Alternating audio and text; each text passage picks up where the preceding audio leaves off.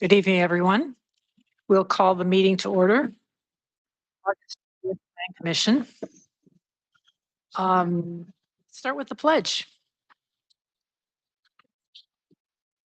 To the flag of the United States of America, and to the republic for which it stands, one nation, under God, indivisible, with liberty and justice for all.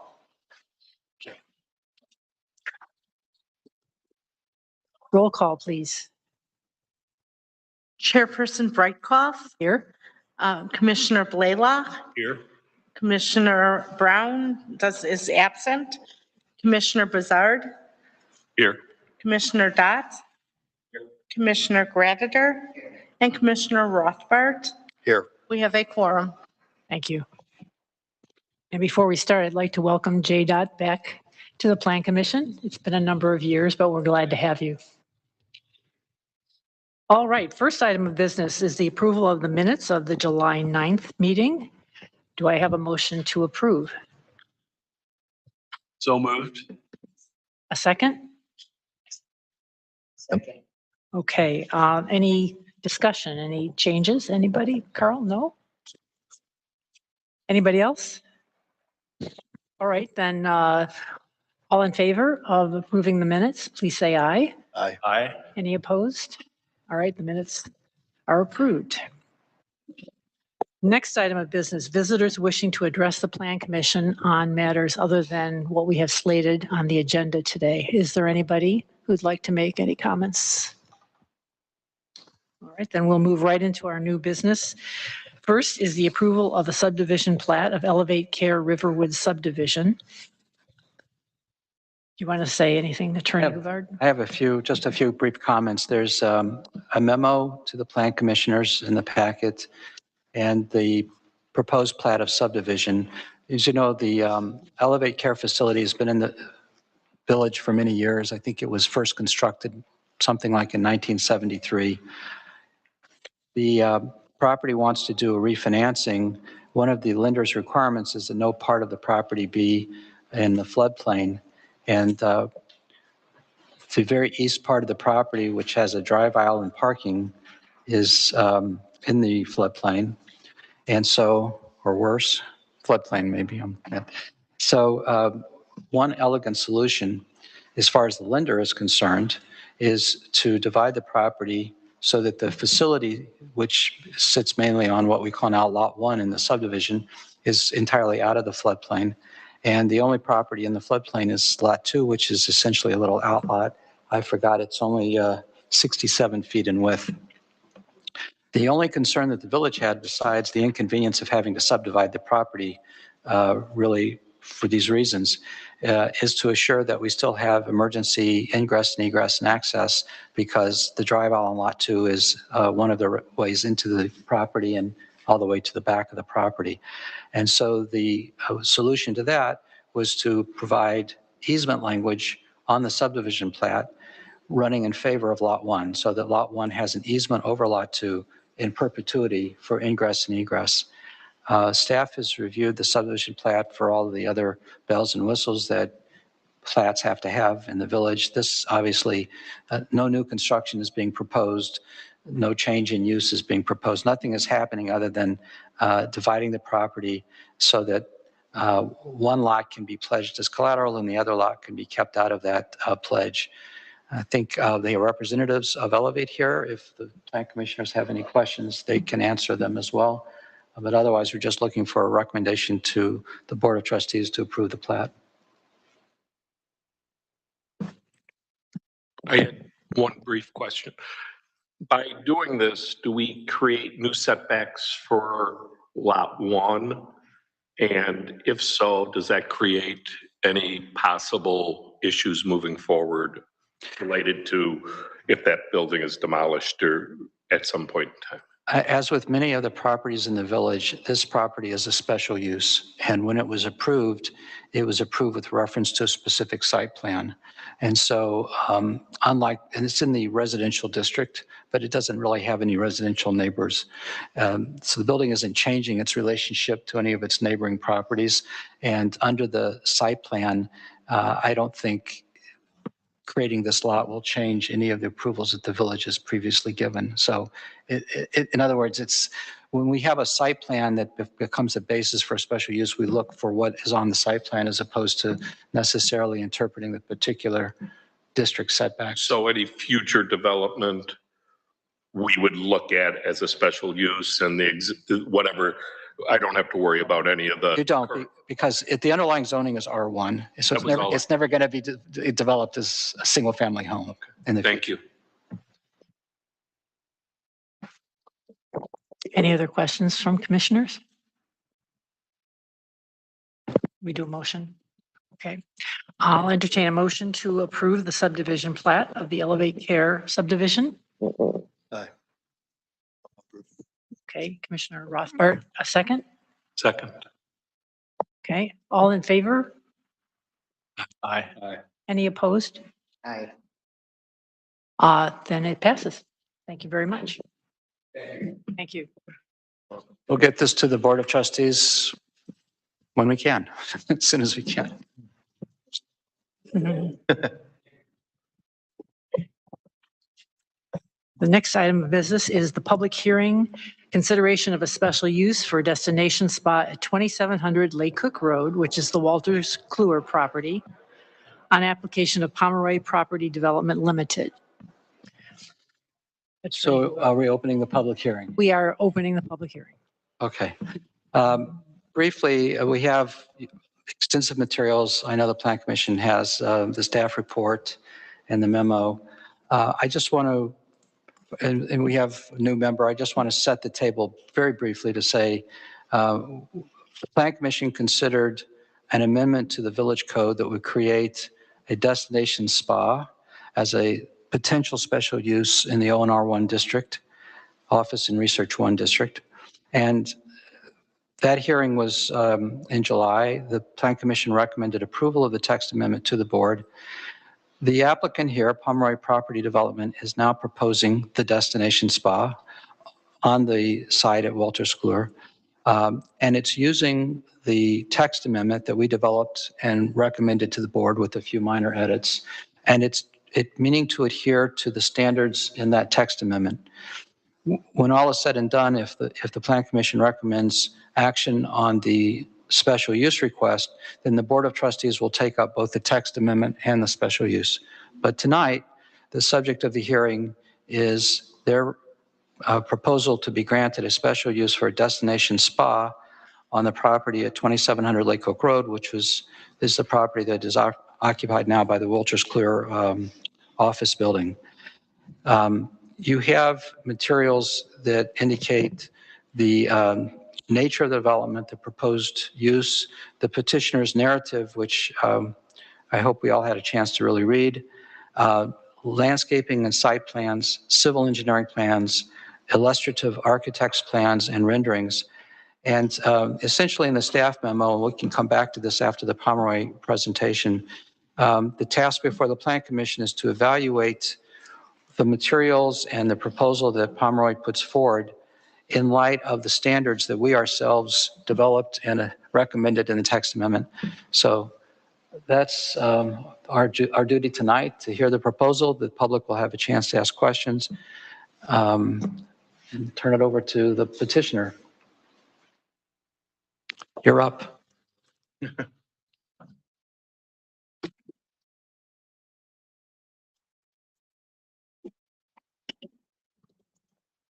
Just push that button that turns your mic green, and please identify yourselves.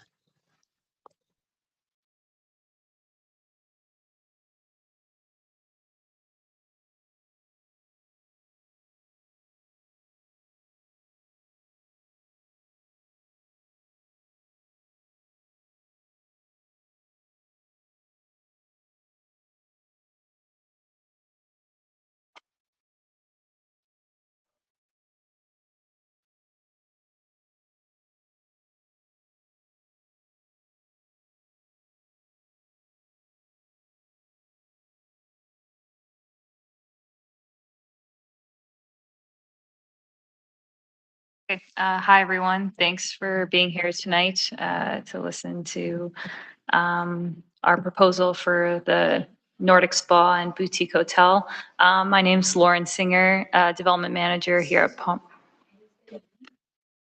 Lauren Singer, Development Manager at Pomeroy Lodging. And I'm here with my team of consultants. Some are in here person and some are virtually listening in and can speak and answer questions as well. Chris? Hi, good evening, everyone. My name is Chris Puhala, and I'm the Executive Vice President of Real Estate at Pomeroy Lodging Limited Partners. We're based in Calgary. I'm based in Washington, D.C.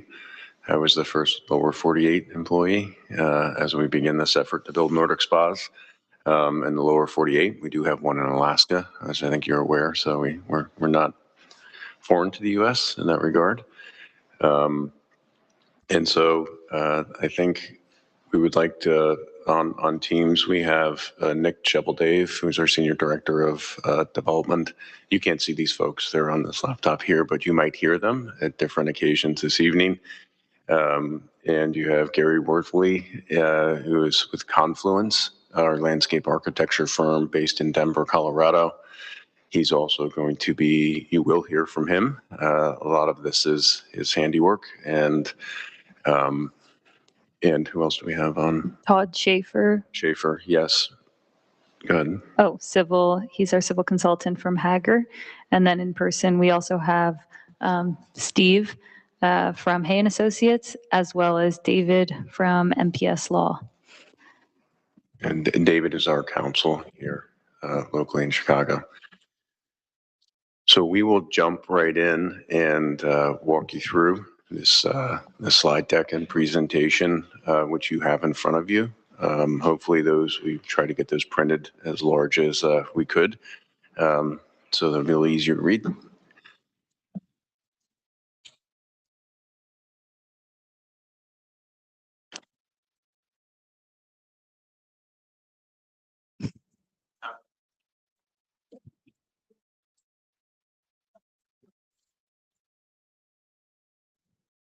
Okay, so just give you a quick spin through the agenda, and there'll be the various team members here that'll be participating throughout. And we're going to start with an introduction and a background on us and who we are.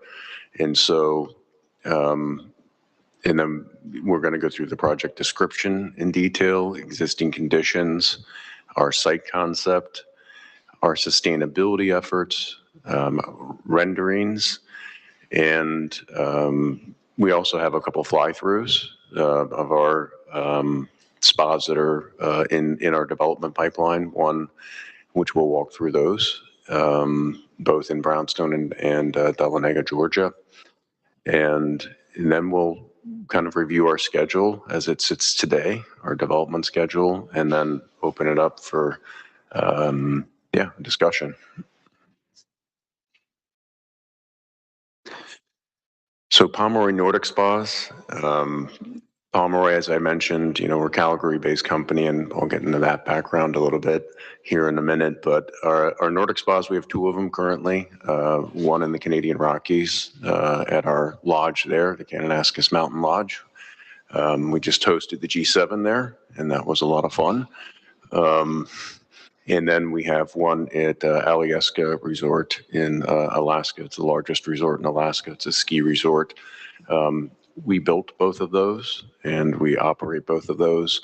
But the Nordic Spa is, the focus of a Nordic Spa is the hydrotherapy, and it's a wellness, a rejuvenation, and for us, it's a connection to nature. So part of what we do and part of why we're here with you tonight is that Riverwoods has that connection to nature in a very meaningful way, in a way that has access to a very large population, which is what we want. We want folks to be able to try this experience and immerse themselves in a natural background.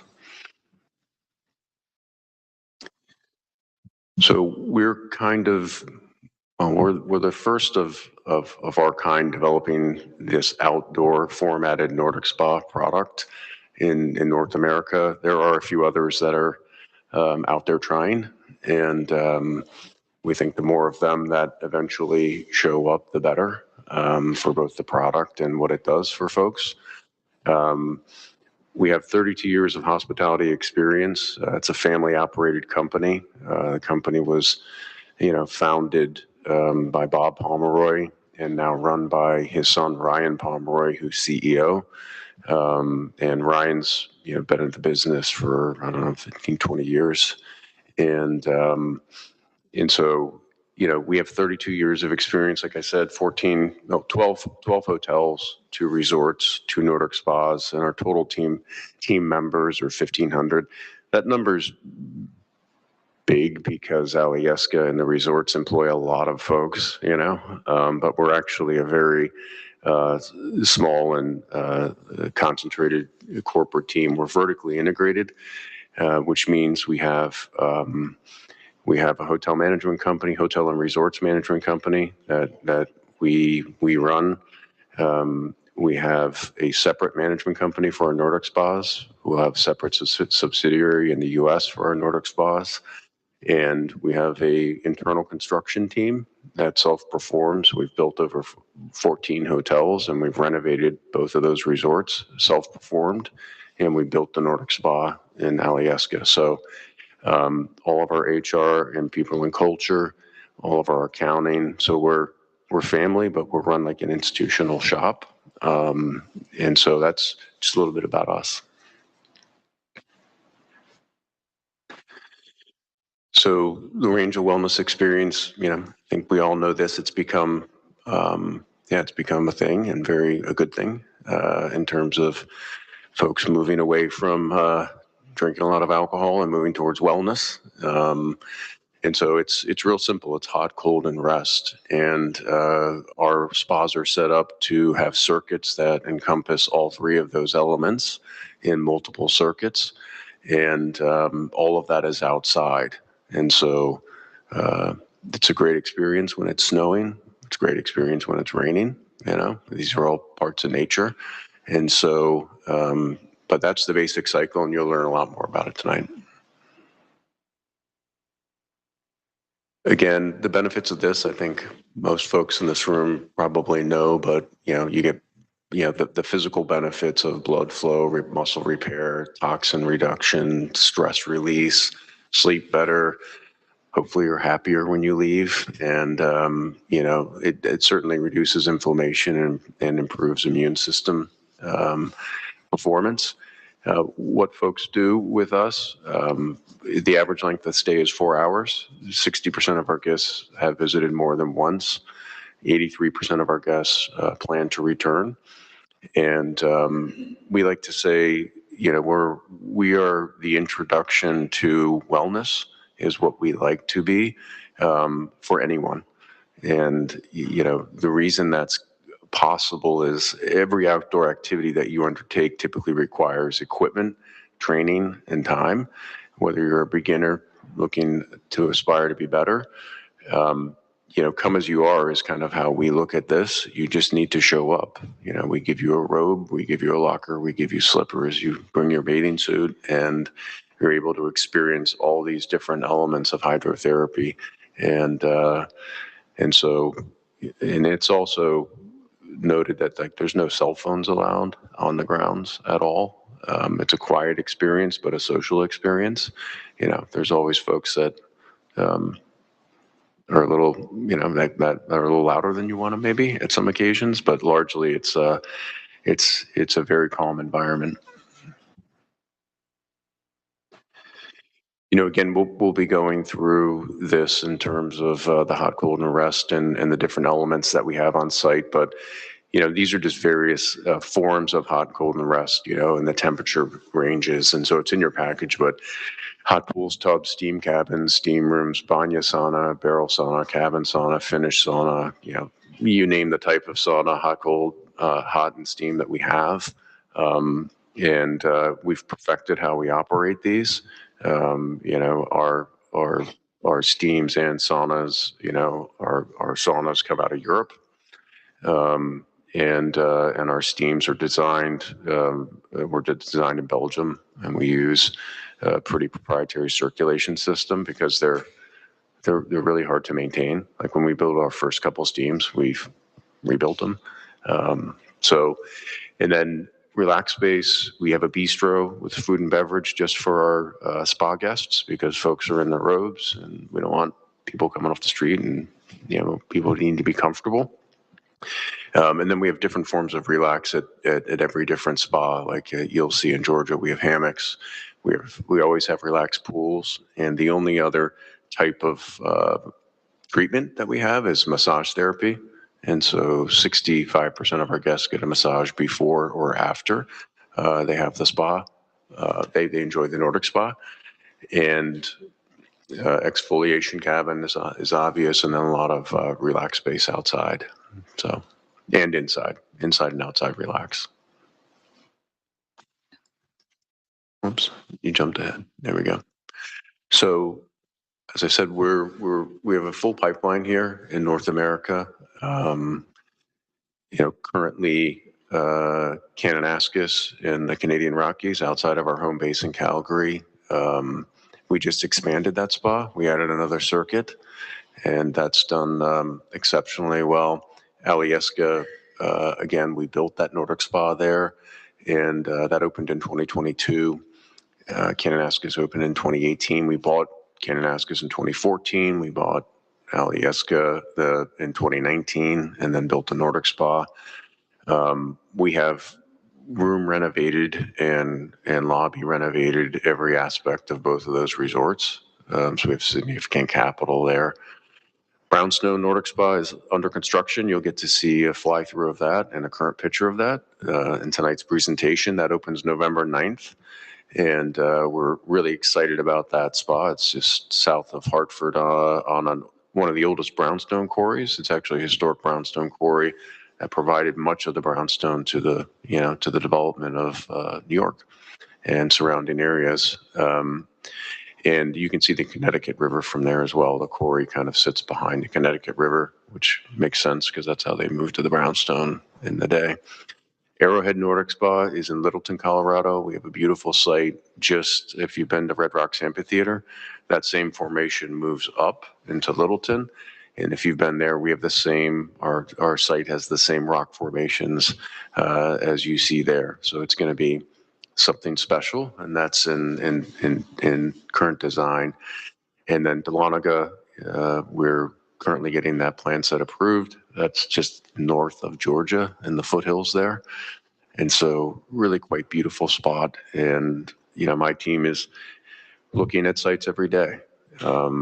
Our current pipeline has us delivering 7 by 2030, 2031. And so we're small, but we're a very busy team. And so, yeah, we can keep going.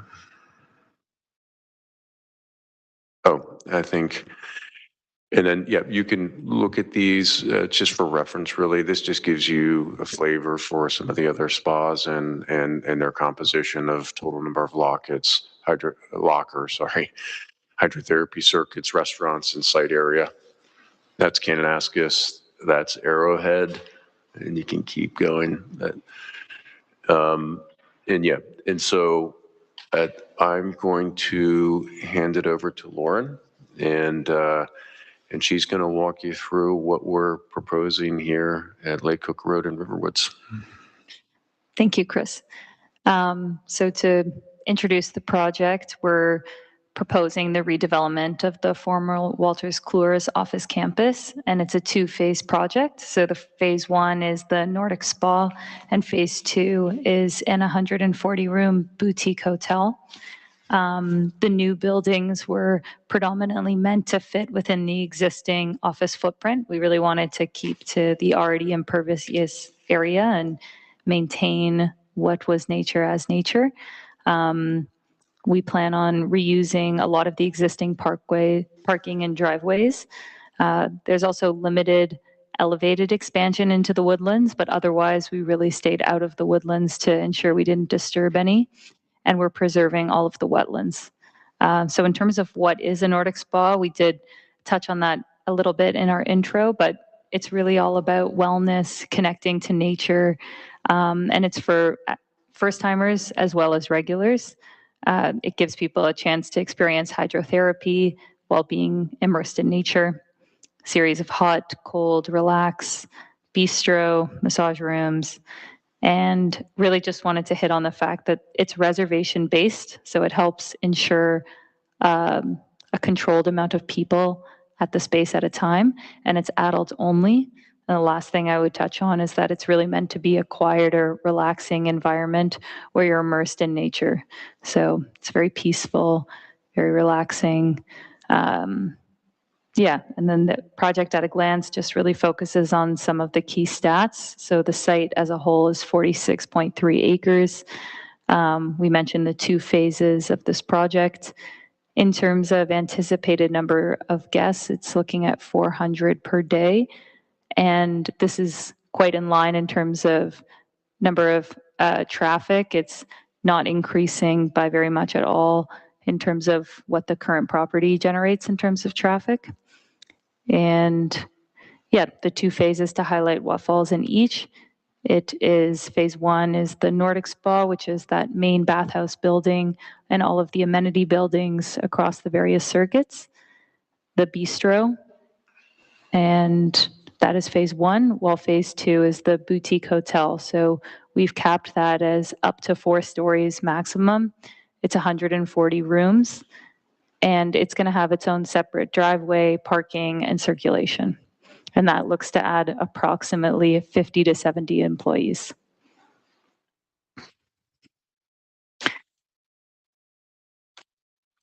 Now I'm just going to call up Steve to talk a little bit about existing conditions, and then Gary will also talk about existing conditions, who's with us on screen. Good evening. I'm Stephen Rauch with Hay & Associates, the wetland consultant and the arborist consultant on this project. For the wetlands, we found the large northern wetland flatwoods mosaic, as we refer to it, which is under the Army Corps of Engineers jurisdiction. And then the remaining wetlands that you see on the map there, 1, 2, 3, 4, and 5, are all essentially wetlands under the village jurisdiction. As right now, we're not proposing any impacts to any of the wetlands. And we've been working with the village staff on, wetland buffer and woodland setbacks.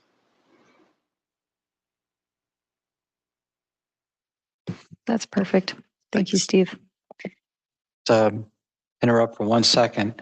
In the staff memo, I'm not sure quite, page 6 out of 11 in the staff memo. It's the place where we blew up the site plan and we drew in a bunch of color-coded legends to show what the different boundary lines of the wetlands were and the protected woodlands. Can everyone find that? So if you had any particular questions or follow-up, Steve might be the person to talk to about this. But basically, the blue line is wetlands. And then you see this solid green line, or hash, I guess it's a green dash line if you look very closely, is what Steve was just referring to as a 10-foot buffer away from the wetlands. So generally, when you have wetlands and you try and define a buffer where you stay away from them in terms of a lot of activity. The green is the woodlands. And one of the tricky little things that, so much information to convey on this map is that where the wetland and the protected woodland overlap, you have blue and green. And so the color shifts to be a little bluish green. So most of the area you look up, you'll see is blue, but some of it has a bluish green tint. We know the difference, staff knows the difference, Hay & Associates knows the difference, but I'm just pointing out to you that this is very finely mapped on this exhibit, and we can come back to it if we need to. Perfect. Okay, for this next section, we're just going to have Gary, who's our landscape architect, speaking to some of the slides. So just to ensure everyone is able to hear him clearly, we're just going to do a quick test and then he'll move forward with the slides.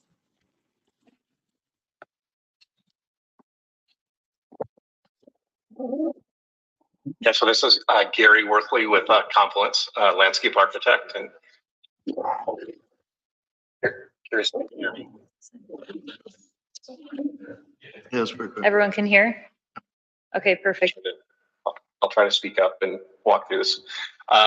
Okay, so one of the things that's awesome on this project is, we're trying to immerse people in nature, and one of the ways we're doing that is trying to stay out of, the trees and things that we have. And it's been great to have, folks like Hay and Associates sort of guide us in terms of, identifying where the wetlands are and where the trees are, and sort of provide those constraints. This first diagram is showing the existing conditions, and I think it's helpful to be able to see where the existing office building is located. You can see, some of the existing parking, and one of the challenges, as I just mentioned, was to try to stay out of the trees as best we can, stay out of the wetlands as best we can, and where possible, reuse parking and roads that are already on site. So the next page shows what we think we're demolishing in this process. So the areas identified in red are being removed, so that the entire office building and some relatively small sections of the entry roads or entrance into the parking garage, some of those elements we think will be removed, and then the new site plan will come in. You can go to the next one. So this drawing, one of the things that was great is we had, especially on the west side of the Nordic Spa, where we were getting close to the existing trees, we had a survey which allowed us to identify what the trees are, the diameter of the trees, and the root zone that needs to be protected to save the trees. And this was really sort of a fun study, working with a number of people to, basically accommodate the program for the Nordic Spa and minimize or eliminate any impacts to the existing trees. When it's all said and done, we think there are 3 trees that are impacted. You can sort of see them barely in red, but I think there's 3 trees that are impacted, and the rest of the trees on the site will remain.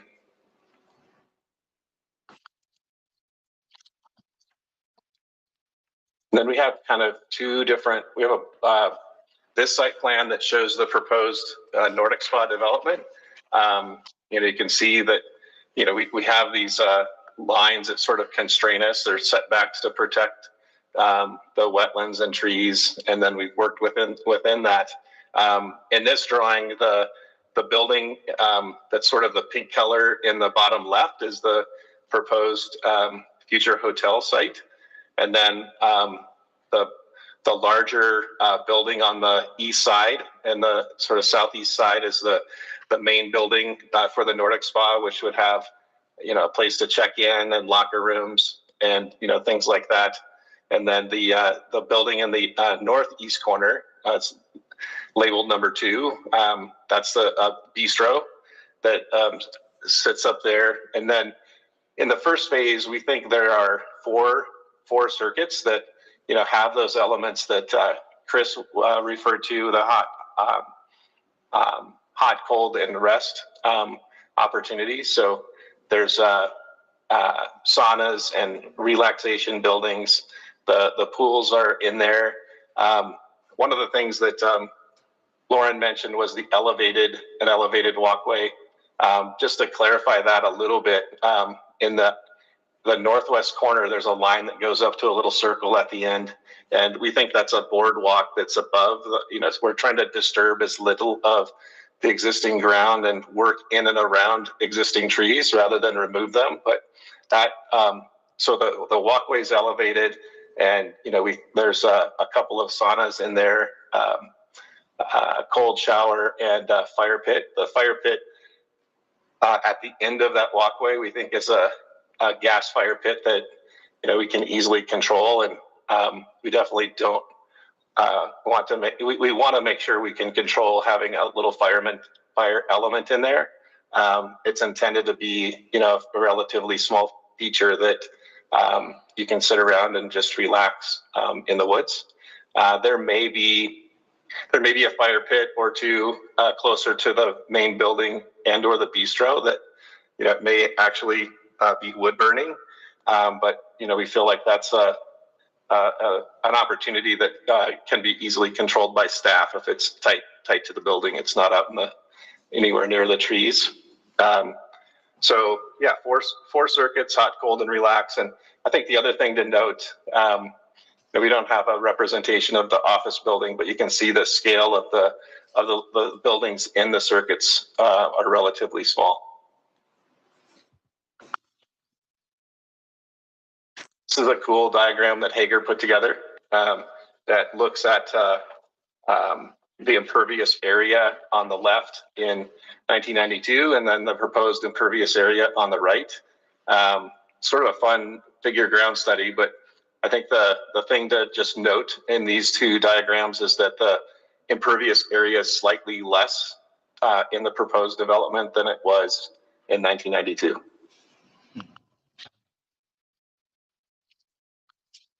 And then we get into this is a blow up of the site plan. You can see more clearly, you know, where the pools are. There's a number of, you know, small cold plunges that are integrated into the site plan. And, you know, that you can see more clearly the four circuits. So the one that's right behind the main building is the main gathering pool.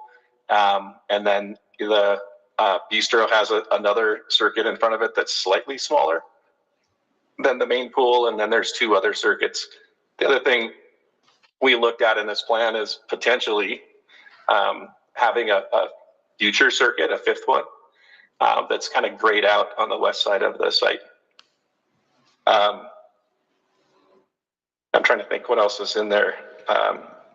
Future one, main pool. Yeah, I think the big deal is, you know, all of these things are being integrated into the site and respecting the buffers that were established to protect the existing trees and wetlands.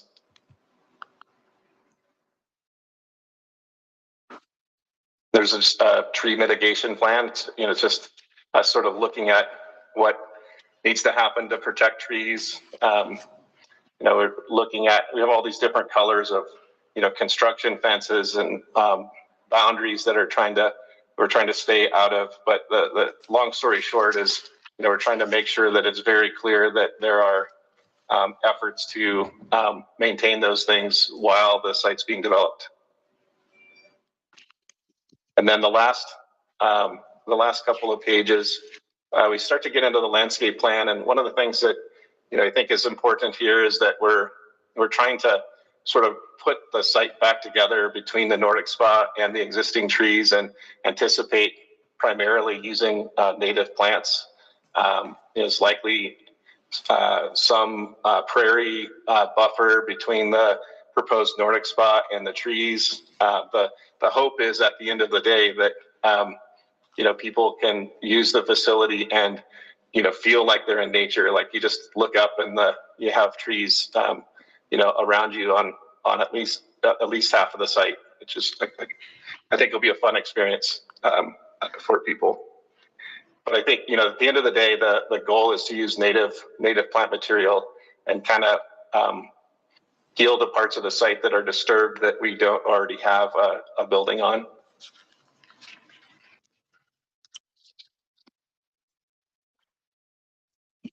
And I'll let, I think Chris is going to talk about the next section. Sorry, there's a bit of a delay. Okay.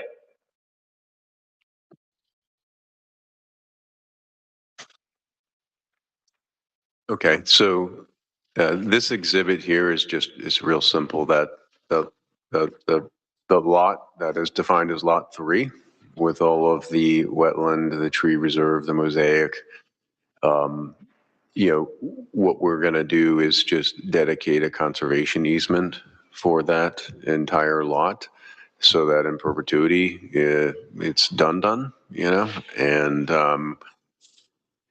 so that just shows you what that's going to be.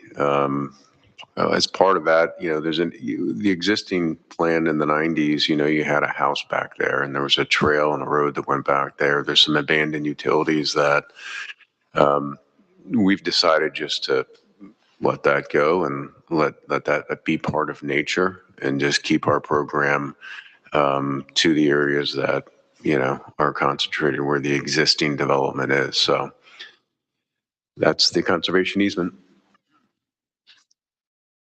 Okay. So in terms of sustainability and commitments, we, just as background, we, in both of our resorts, we have a First Nations partner that is co-owner with us or is a shareholder with us in Kananaskis Mountain Lodge. And we also work on forest preserve land there as well. At Alyeska, where I did the expansion plans for the development there as we expand our village. We're on U.S. Forest Service land for the ski resort and for much of the land there. So we work very hard to be stewards of the land, and philosophically that's what our business is with our Nordic Spa platform and our resorts. And so it just gives you a little background on sort of our approach. In terms of this project, I think the lead is that, when we started, we anticipated 10 to 20% ability to perhaps move into the woodland a bit and create our experience further in the woods. That didn't happen. That's okay. And, and then we're going to put that into the environmental easement. So we think that's kind of step one. In terms of the commitment, we're exploring, we're using all of these existing roads, parking lots and roadways, reducing, permeable from its current state. That essentially cuts carbon footprint of the new construction. The hotel's capped at 4 stories. I mean, it is a true phase 2. To be clear, our business plan is to own and operate standalone Nordic spas. We have the space here, and so we wanted to make sure that in the future, if we could expand with a very high, and you'll see later in the presentation, a very high-end hotel concept that we operate at both of our resorts. It's called our Diamond Club. So it's sort of like a Fairmont floor, if you've been to a Fairmont. And so it's white glove service, all of that.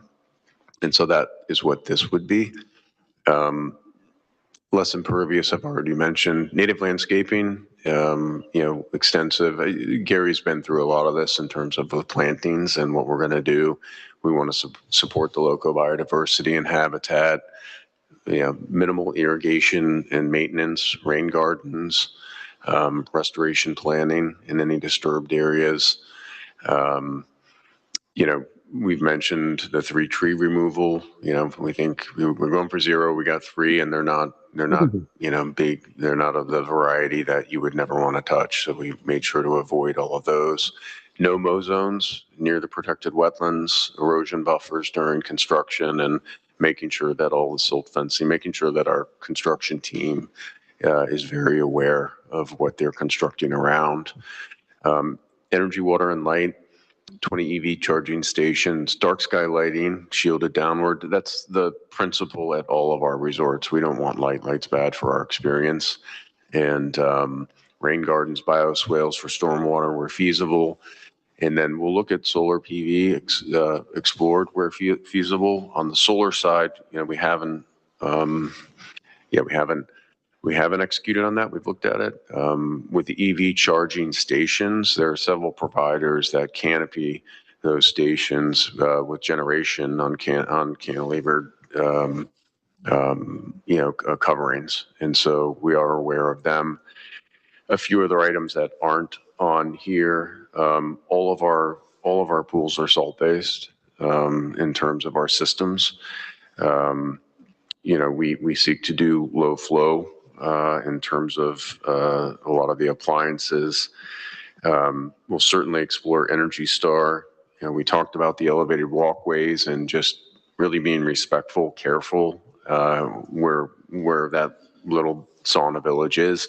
We have those in all of our Nordic spas. You'll see, and if you look online at Alyeska, we have an elevated walkway with barrel saunas that walks all the way through, meanders through the woods, looking up at the Chugach Mountains. Like, it's pretty crazy. It's really quite nice. What else? We will explore food waste composting. We do have water stations throughout all of our Nordic Spa sites. And as part of our program, encourage everyone to bring their own water bottle. And so, because you sweat a lot, right? I mean, you need to be hydrated. We have green roofs at several of our facilities, which you'll see in one of those in a minute. We're happy to do one here on a segment of the building. It's part of what we do in our program. And here in the U.S., I'm not sure if you're familiar with CPACE, which is Commercial Property Assessed Clean Energy. We were looking at doing CPACE for Connecticut, the spa we're building now. And we weren't able to get that done. We did have a lot of different systems that are very energy efficient. We'll be getting a CPACE audit on this property to see how we can drive energy efficiency in the systems. And it's a great program, Commercial Property Assessed Clean Energy.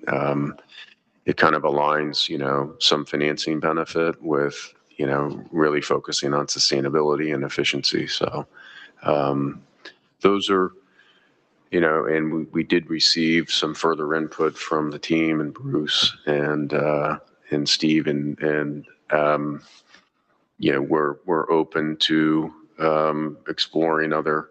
We know it's something that's very important to Riverwoods and the team, and so at the interval that we are at design, that's kind of what we can articulate, and certainly open to feedback and other ideas as it relates to sustainability.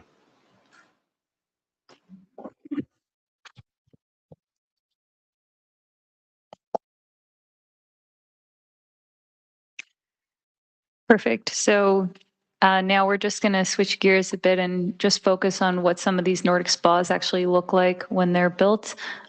So first, I'm just going to share with you a couple renderings. This is of the Riverwoods renderings Nordic Spa, and then we'll play for you 2 videos of fly-throughs of our Nordic spas in development. One is Brownstone, Connecticut, and the other is Dahlonega, Georgia. So right now, you're looking at pictures of Riverwoods renderings. These are just illustrative. The color palette and the level of finish is definitely of the type of design that we're looking to construct here. We're really looking to take character from the surrounding context, so it will match the village of Riverwoods and those type of colors and, more neutrals, things like that. So yeah, you can see here various photos of the main bathhouse, the bistro, and other amenity buildings, showing a lot of glass and more natural elements.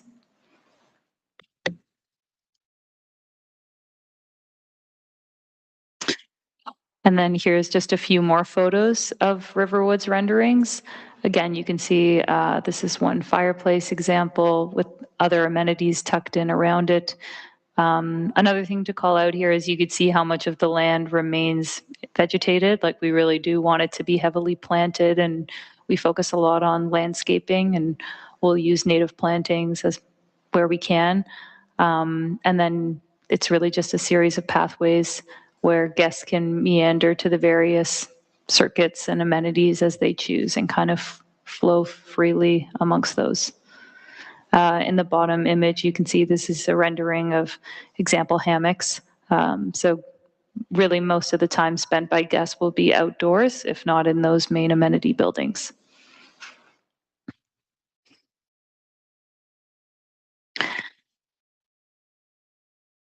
Now we're just setting up to play the fly-throughs. So first we're going to start with the fly-through of Dahlonega.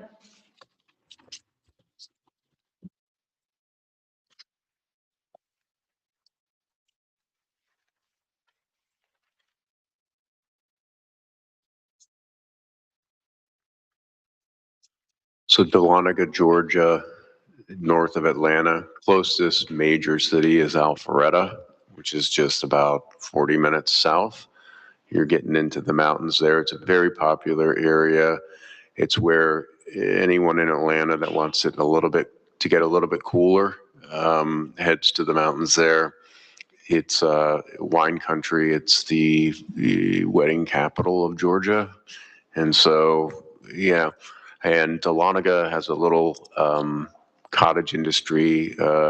Many films have been set in Dahlonega. So recently a Netflix series that aired was filmed in Dahlonega. I forget which one that was. Do you remember? Oh, I forget the name. Anyway, and a lot of Christmas movies are made there. It's kind of it's a great little town. So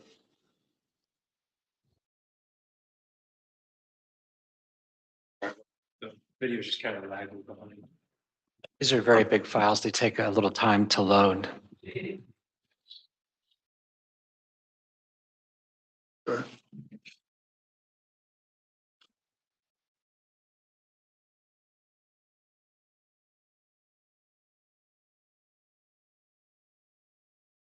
okay, so you can make the screen, yeah, full screen in if you could.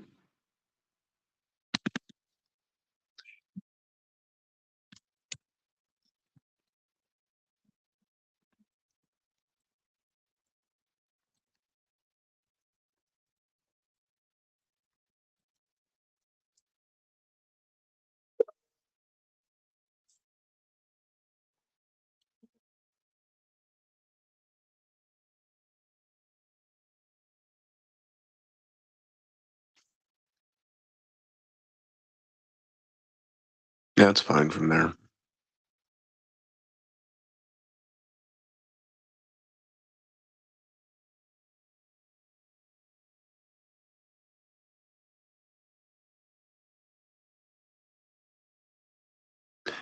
So this is entryway. It did start in the parking lot.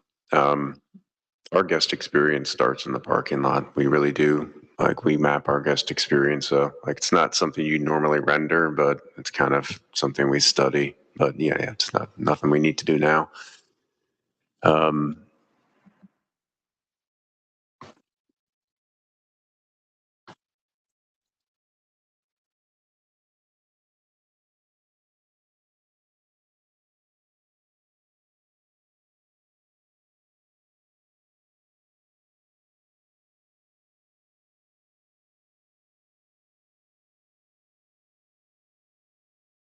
Did anyone on the Plan Commission have the ability to see these on their own through the link? They're all open with YouTube, right? You're watching it, right? Okay, so Sorry, it's not, I think it's because there's more people. okay, well, don't sweat it. I've seen it. I've seen it. They've seen it. Laura, you've seen it. Yeah, so if you've seen it, then you see the nature and characteristics of the buildings, right? And the build, and so we can skip it. You can watch it on your own, and if you haven't already, it'll give you a really good flavor for the product and the circuit layouts and what it's like. Yeah, it's a fly through. So we can move on from here, and I think our next slide is a picture of an aerial of our Brownstone Nordic Spa. So Brownstone, Portland, Connecticut again, just it'll come up in a sec. Just south of Hartford, and we're delivering that November 9th. So those buildings, we're inside doing millwork, and finishes and scrambling to get open before Thanksgiving. And so that's there. You can see the old Brownstone Quarry. It's a 90-foot drop from the edge. You can see that whole brown staging area. That's actually all going to be parking in front of the spa, and tucked back in there. It feels like it's flat, but the brownstone surrounding it on the backside and all the way around is 80 feet as well. And so you're really tucked into this really cool piece of nature. The main bathhouse east is on the left. I'm sorry, the check-in is on the right, and then on the left is the bathhouse with all the locker rooms and massage on the second floor, and then all the circuits are behind it. You see a couple little buildings sticking out on the edge there. The sauna village with the little saunas, which is similar to what is the little piece that snakes up into your trees. That part is the furthest part of the site, tucked back in that corner. And it's really cool. There's trees growing on the side of the brownstone walls. And we have 2 infinity edge pools that sit and look out over the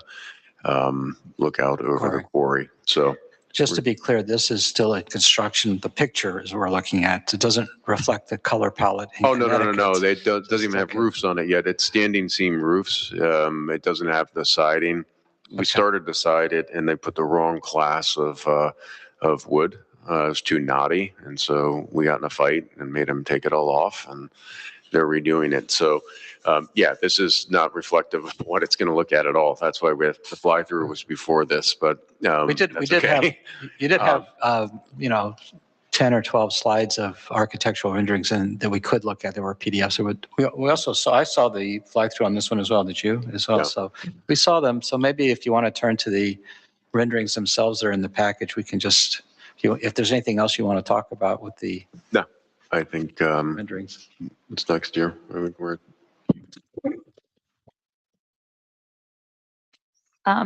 We're fast learners. That's what I'm trying to say. yeah.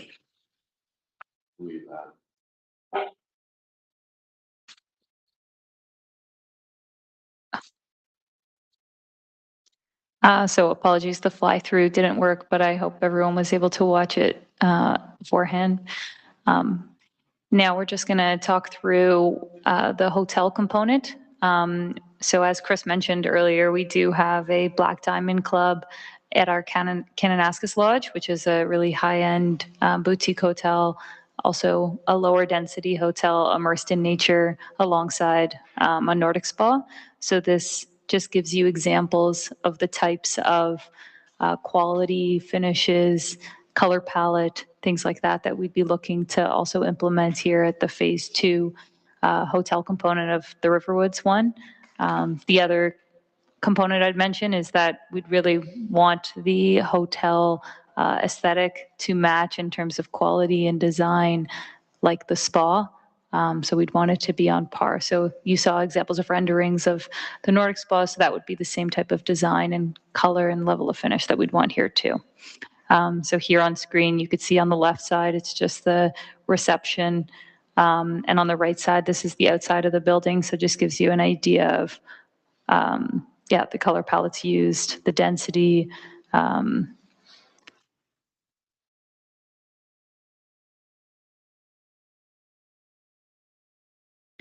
Here on the slide, it's just, these are taken from our website. So it just gives you some examples of the types of activities and entertainment that they host here and the level of quality. It's a very high-end experience. These are images of the suites themselves. So on the left, it's more the bedroom focus, and the right is the bathroom. Again, just shows you the type of lighting and finishes, really with a focus on nature, even within the rooms. And this is one more. This is like a loft style suite. So it's 2 stories. And then on the right, it's just, we have various restaurants at the resort. So again, just showing you the types of experiences that the Black Diamond offers. And lastly, I'm just going to finish up with the schedule. So this just shows where we're at in the process. So in May 2026, that's when we made our formal application to the board. Since then, we've had various rounds of staff technical review and resubmissions, going back and forth with feedback and really trying to address all of the comments we received and make sure we're, trying to reflect as best we can and make those changes. Now we're at our first Plan Commission meeting with hopes of receiving zoning approval in November. And then we plan on closing on the site with Wolters Kluwer in December. Following December, we have a 5-month lease back with Wolters Kluwer. So they would stay in the building and keep working in there. During that time, we'd start to really get our ducks in a row in terms of demolition and utility disconnects, so we could start that ideally as soon as possible when they're finished their lease back, and then we'd start construction. Only thing I'll add to that is that, we're well on our way to all of these activities as we move into design. So we've already gotten bids on demolition. We've gotten, we're getting independent bids on materials that can be salvaged. As part of the sustainability, and some of the things we talk about is figuring out all of that. So we're internally charged to have that plan done here in the next 60 days. And so it's being fully bid. They've been on site.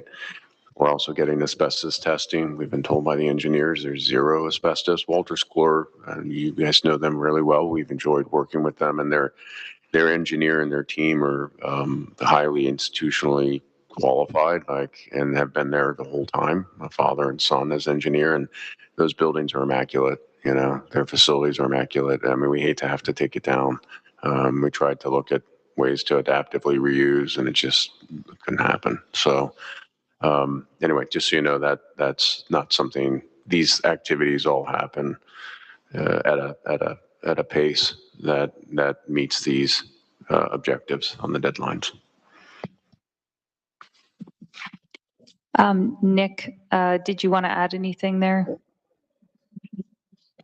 No, not to the schedule. That was prior to that.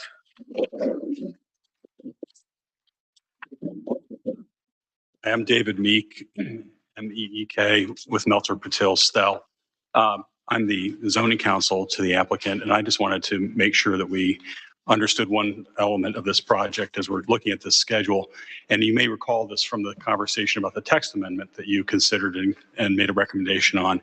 And that is that this would, after an initial preliminary approval, the whole project would come back to a technical review committee for careful consideration of actual building designs, final engineering designs, et cetera, for the initial Nordic Spa phase. And then the hotel, for purposes of right now, is a sort of a preliminary contextual location, general massing and scale. An actual design of a hotel would come back to you on a preliminary plan as a second phase of review, sort of like this, with then following that review of the hotel, that would go through a technical review committee of village consultants and staff to then finalize something that could be then presented for a building permit. So just to make sure we understand sort of what is being asked of you and the village board through this process that we're in right now. I just want to make sure that was clear.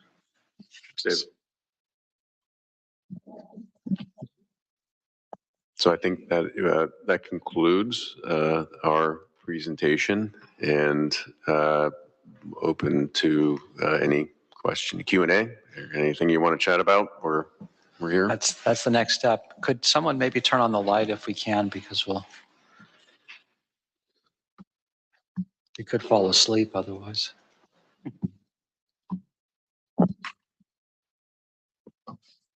Well, it's up to the Plan Commission at this point. Plan commissioners, do you have questions? Jay? I've got a few questions. So I don't want to monopolize. If anybody else has one, you can go first. Otherwise, I got a couple. Just go ahead and we'll fill in. All right. Can you guys talk to me a little bit about security? I was able to look at the fly-through for Georgia. And then, Riverwood said we have our own police force here. The site looks like it's fairly open as far as access to the parking lot. I didn't see like a lot of signage, which that doesn't matter for a fly-through, but really I'm just curious how you manage. I know you have a reservation-based platform, so just talk a little bit about cameras. Do you use them or not? Access controls of any kind, do you use them? Incident control, is that in-house with your staff, or do you call the police? Just an overall picture of the security of your operation. Sure. Yeah, you wouldn't be able to see in the fly-through. So all of the sites are fully perimeter controlled with fencing. And in addition, there is access control in all of the buildings. And so, you know, we don't have our first standalone spa open, but at the procedures and operational side of how we operate our existing spas, which are resort adjacent, they're part of the security plan of the resort and on-site staff that is security at the resort that works with Canadian Mounted up in Canada and works with Alaska, local Anchorage and the state police there. And so what we would do is we would be coordinating with Riverwoods PD, and we would have operationally our staff are trained to handle on-site incidents. But those, you know, we have full staff that's there. There's not, I'll have to talk to our ops team in terms of what that security presence is. I don't believe we have a full-time security personnel at a standalone spa. We have a full-time engineer on site at all times, and we've got significant staff that are operating the property, which implement any sort of incidents. We do have, like I said, we manage it ourselves. Like we have a separate management company just for our spas, and we have a U.S.-based management company that we're opening with Brownstone. That would be part of this would be part of that team.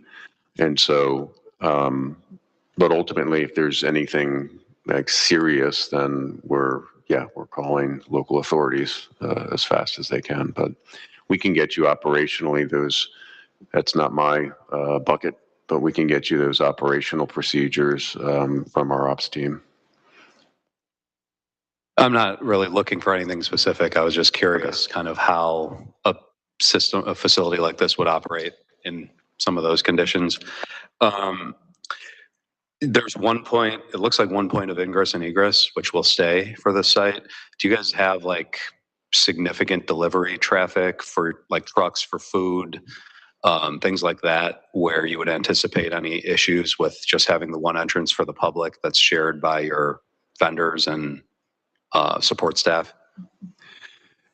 We don't have significant, I mean, the bistro, like all of the maintenance, we have a full maintenance room and team. And so those are ordered much like any other supply that you would have at a resort or a hotel. And those are on, bulk order intervals, especially with, all of the performance of the outdoor components, the saunas, the steams, and the pools in particular. And so on the food side, it's like any other, F&B restaurant that has a seat count that we have. And so you're going to get you will get food deliveries. And then it's set up to minimize any guest impact to where we have those back of house locations on any of our spas.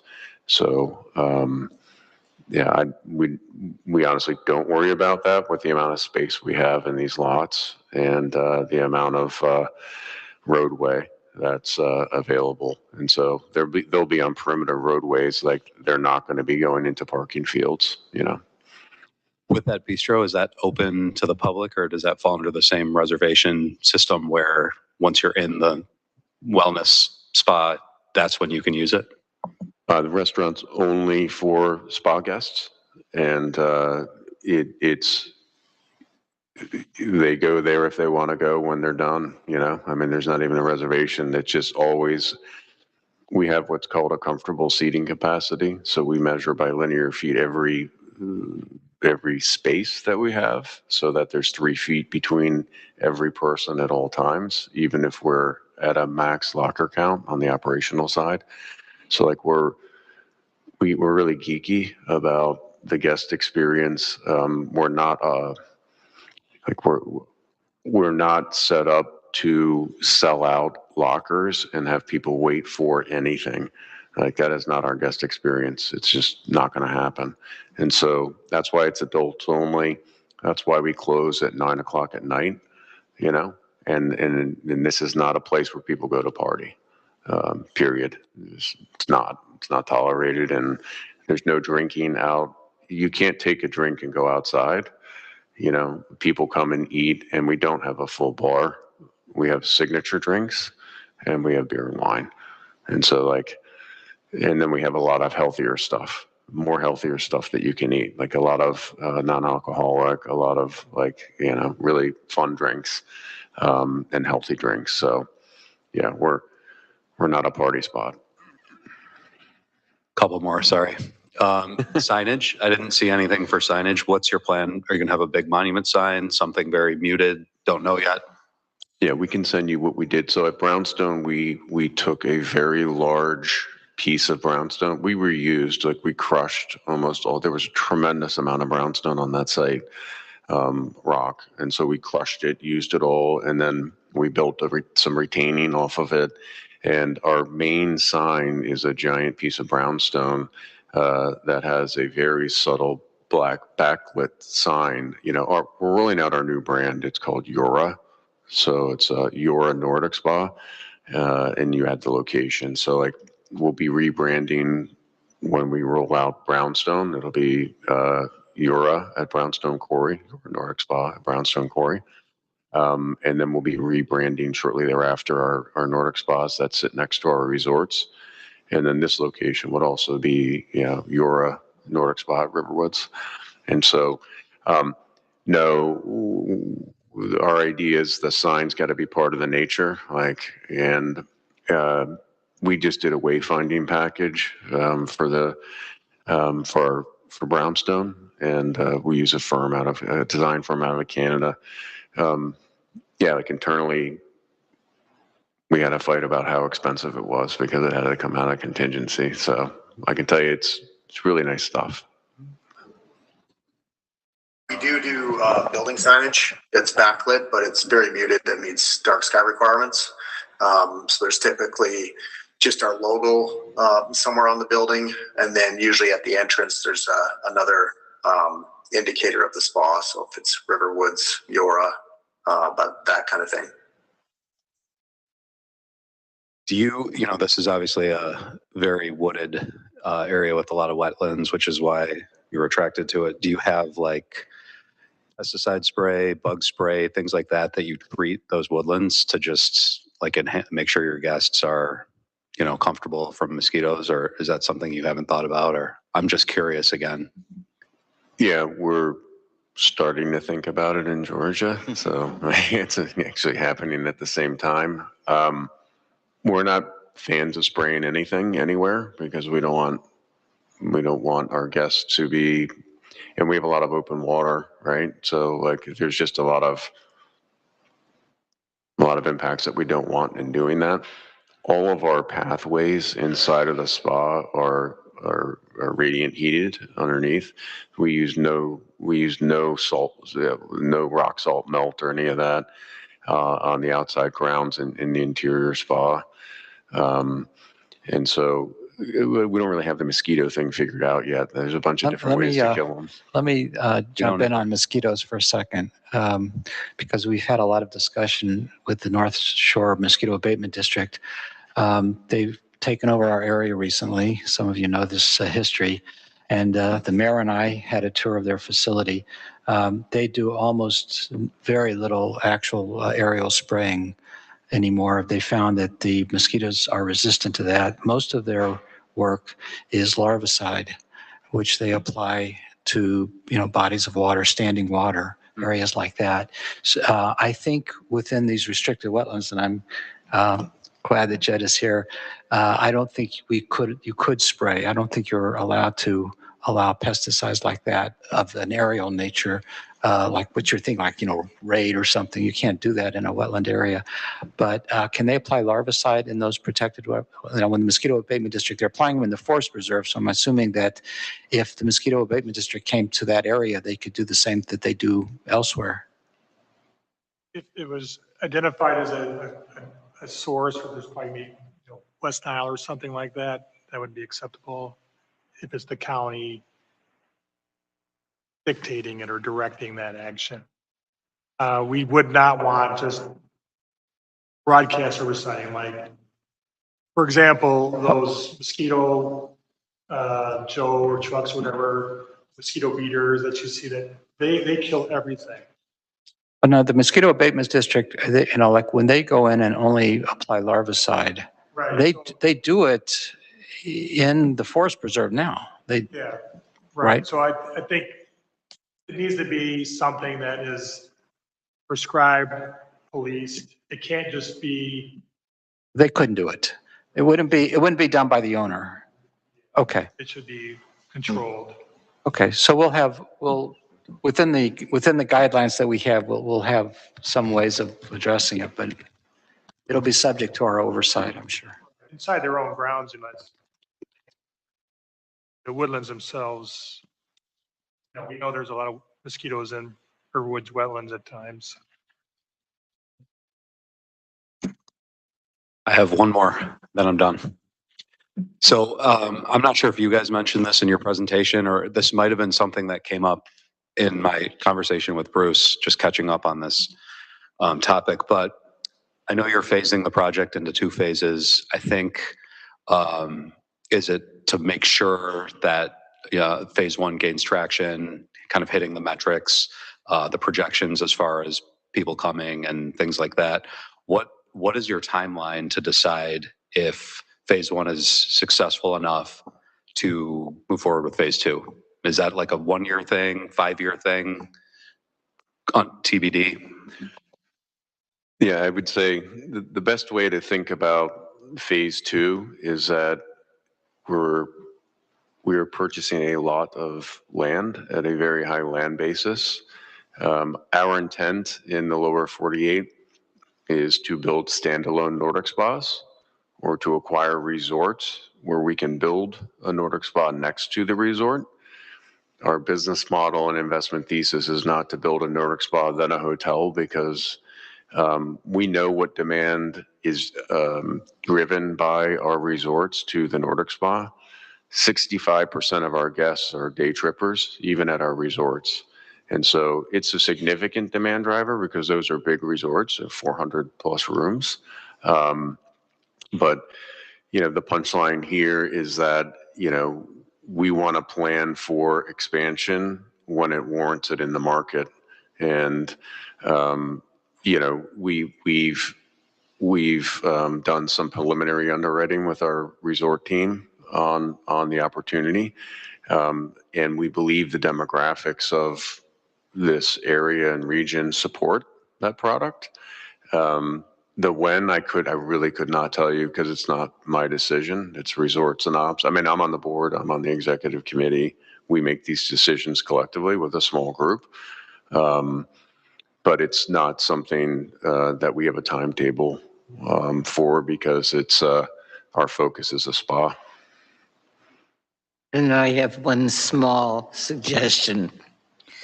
Looking those pictures of beautiful buildings and expansions of glass, reflection of sky. Those extents of glass reflecting sky are a death sentence for birds.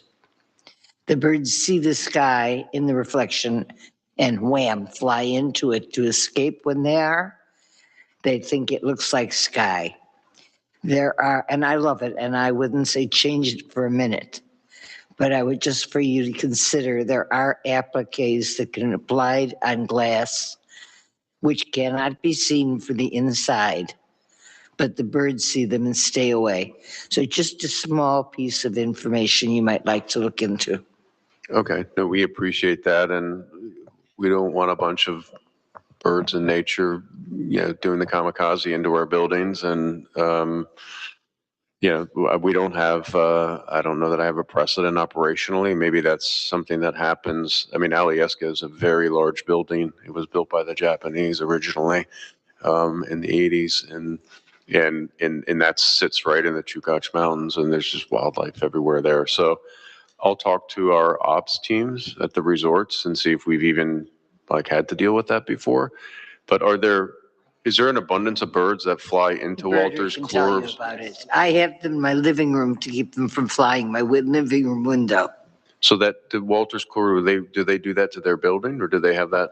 You just, the material you put on the glass, that's all. Oh, okay. They're So, also, I just worked on a project for the expansion of a library in Glencoe, and they sourced, now you can buy the glass of the various E factors and everything with the dots already in the glass. It's already manufactured in glass. You don't have to apply it. So okay. something. Yeah, I mean, we thank you for mentioning that. We've noted it. And I've got Nick is our senior director of construction, and he will figure that out. I mean, I have read about that happening.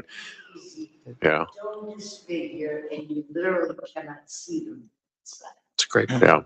I mean, I've read that. We looked at mass timber for our project in Alaska, and it was just too wet. Chugach Mountains, that's the furthest northernmost rainforest in North America. And so it's a really cool environment. But part of that was the bird problem with a lot of these mass timber buildings. They have a lot of the same problems with the birds and the windows in these. Yeah. Okay. Got it. Here you go. Yeah. I have a few questions. Commissioner Rothbart? Yes, just a few questions here. Looking at this beautiful structure that you guys have, what is the, and maybe it was already in there, material, what you're using, craftsmanship, when it comes to the building? Like, I'm looking at these different buildings, how are they made? Just curious. I'm going to turn that one to Nick. Did you hear that, Nick? I didn't actually, sorry, I couldn't hear it. Sorry, he just asked about the craftsmanships of the various buildings we have on the site and how they're made and what they're made out of. Yeah, like materials, craftsmanship, construction approach. Yeah, we've, so Brownstone, we hired a general contractor called Consigli. They're a $1 billion GC that do lots of massive projects. And they've done universities, hospitals, lots of high-end retail offices, everything like that. So yeah, we would definitely look at interviewing a number of general contractors in the area. All the buildings are stick built. The exteriors can range from, in Brownstone, we're using yellow cedar and eastern yellow cedar that's stained to various different colors.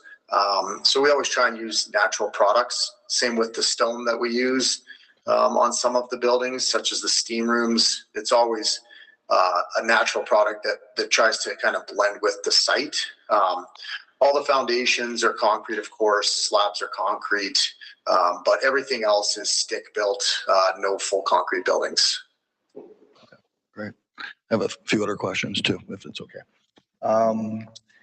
When it comes to, and I don't know who can answer this, a tax benefit, I know you had the same question. Tax benefit for Riverwoods. What kind of tax benefit does it give to Riverwoods by putting this here? Who can answer that? I don't know. Could you, is that for me? I didn't quite get it. So can you rephrase that? Like the tax benefit?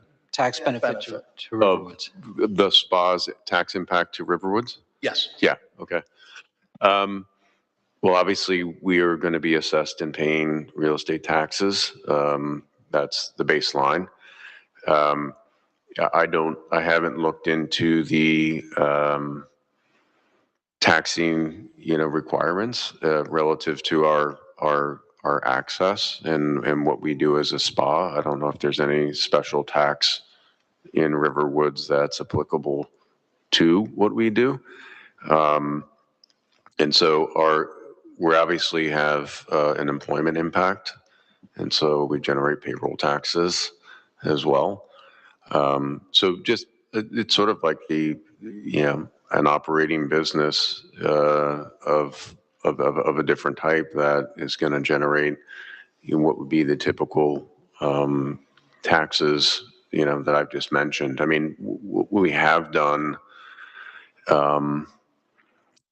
What we have done like in Kananaskis, and we've explored in other jurisdictions is and hotels do this, but we have one that's called a destination marketing fund. And so, the local government creates a tax that is applied to the access. And then we prescribe uses for that benefit the community and benefit, the spa, frankly. And so the Destination Marketing Fund, like in Canada, was regional and provincially sponsored. And then it was participation by, all resorts, hotels, spas, things like that. So, I mean, there are creative ways to think about. I mean, I think that's just something we would need to, like, we're a new use, so we would need to work with you to understand what your goals are. We have asked for projections, which the Board of Trustees will get, of sales tax. I think one of the things to realize is that the improvements on the Wolters Kluwer site are almost 200,000 square feet of building. And the improvements of the Nordic Spa total about 25,000. Yeah.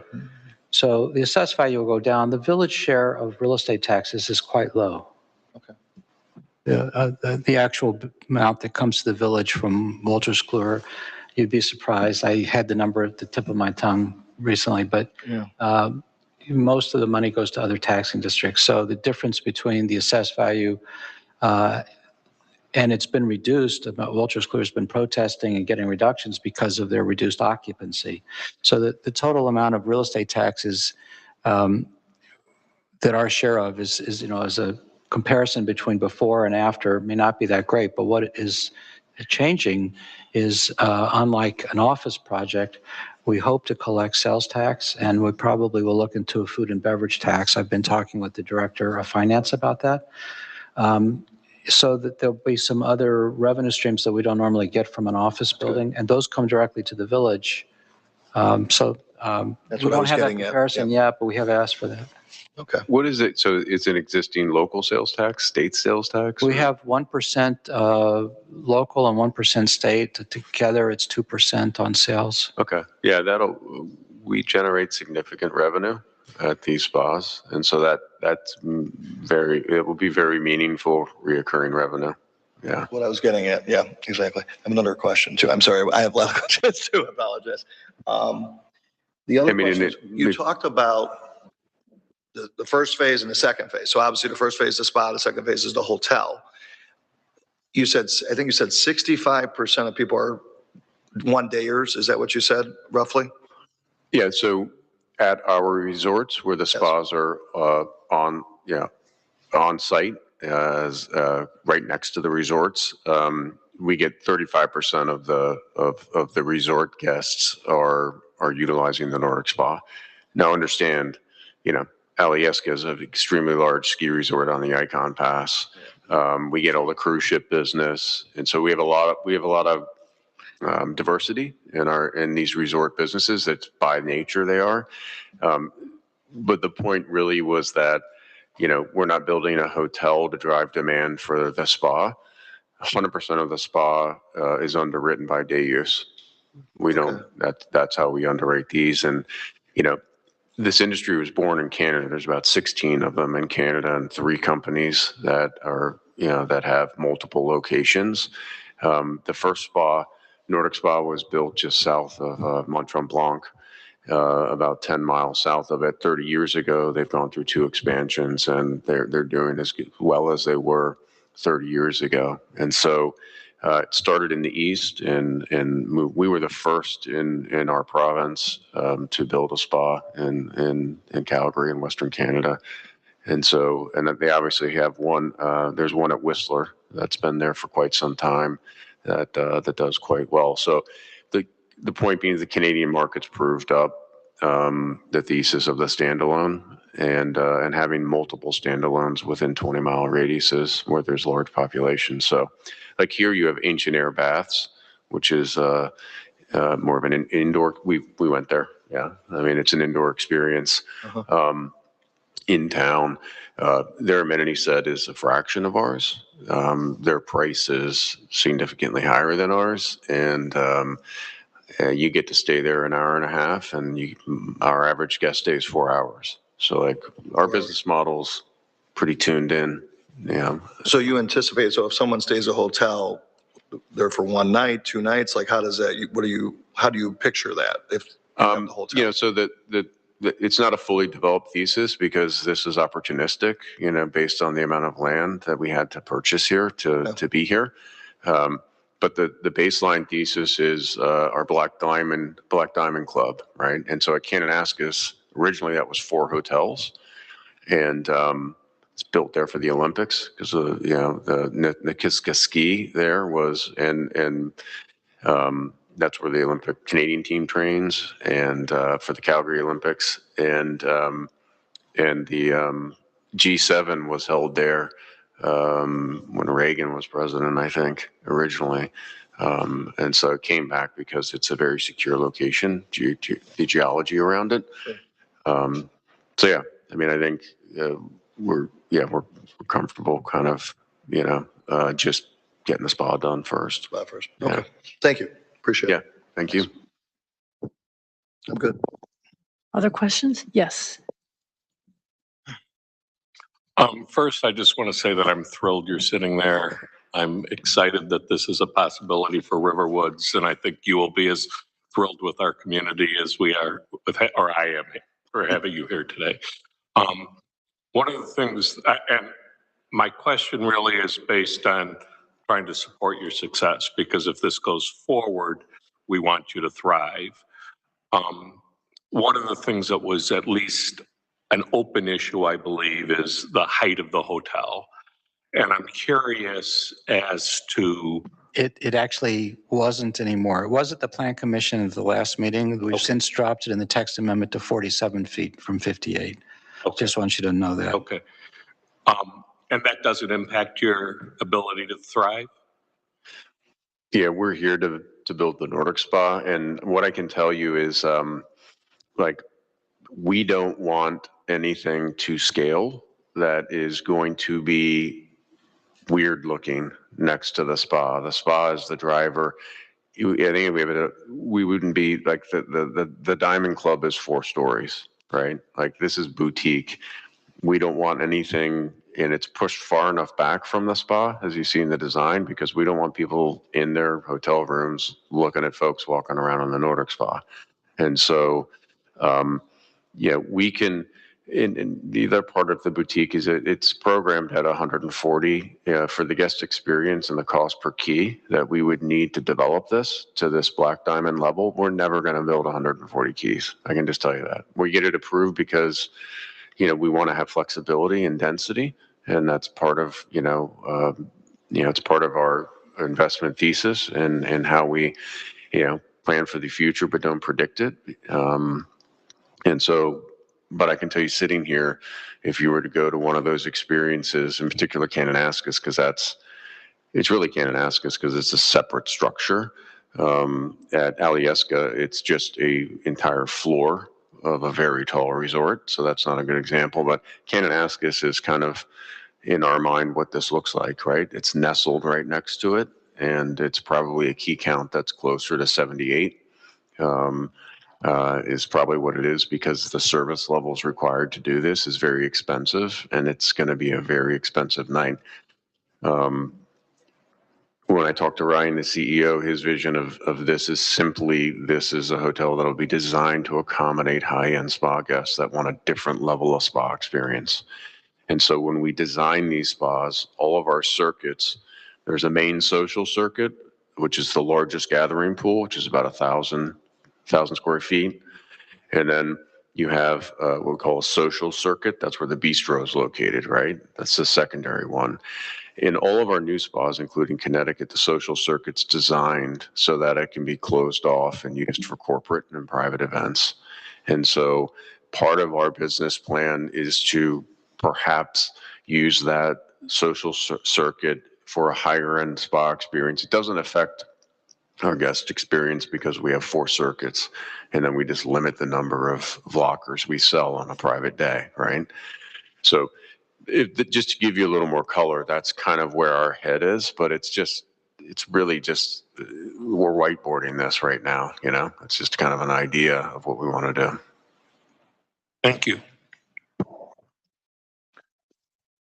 Other questions? Yes. Oh, no, okay. Anybody else? Because I have some. One last thing. Okay, One last go thing. ahead.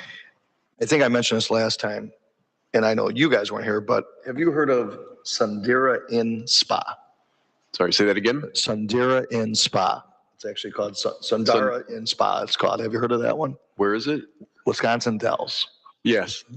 I didn't remember the name, but I know the spa at Wisconsin. How would you Dells, yeah. compare, just curious, how would you compare that spa to your spa? And obviously, Beppy, I'd have to look at it again. I mean, we have a competitor database of all the spas, curious if it was we can look it up right now. It's kind of a dizzying thing.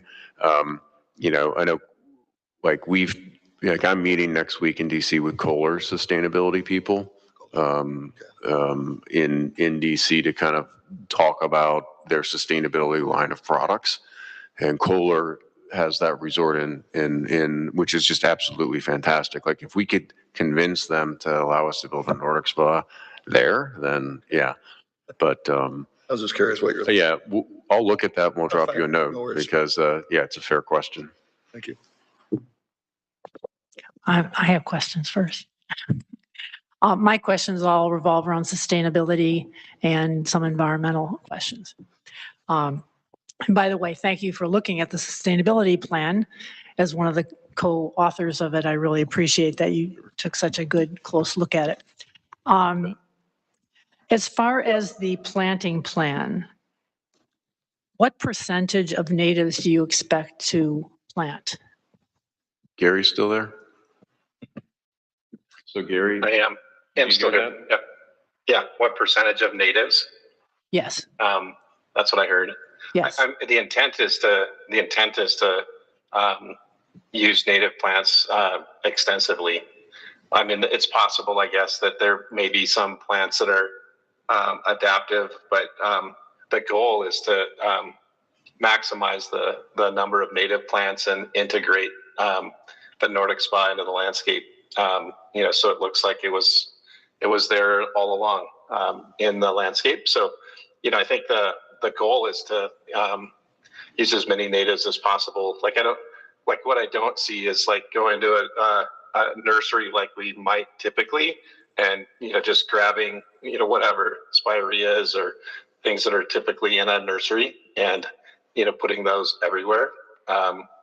We really want the planting to blend back into the trees and look and feel like it's native. So you would say it's significantly more than 50% of the plantings? For sure. Yep.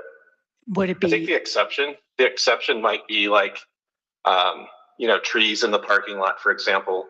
That might sort of stretch that a little bit. But what I'm thinking of specifically is like the areas around the Nordic spa circuits, like, that sort of zone between where the Nordic spa circuits are and the existing trees, some of those areas. The intent is to, blend that in so that it looks and feels, like it would if it were, had been there for, a long period of time. Thank you. Yep. Turning to some of the other more sustainability questions. Tell me about the 3 trees. I'm glad it's only 3 trees. That's terrific. But you mentioned that they aren't desirable trees. Is that what you were indicating?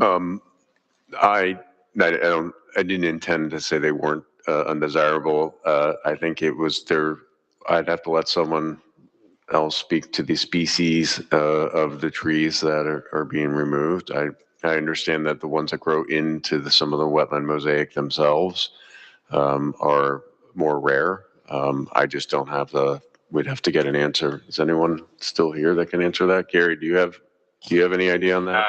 I'd have to look back at what they actually are, but from what I remember, they were smaller, and there was some distinction about the trees of, I don't know if it was like significant and insignificant, might not be so super far from the way the trees were described in that table.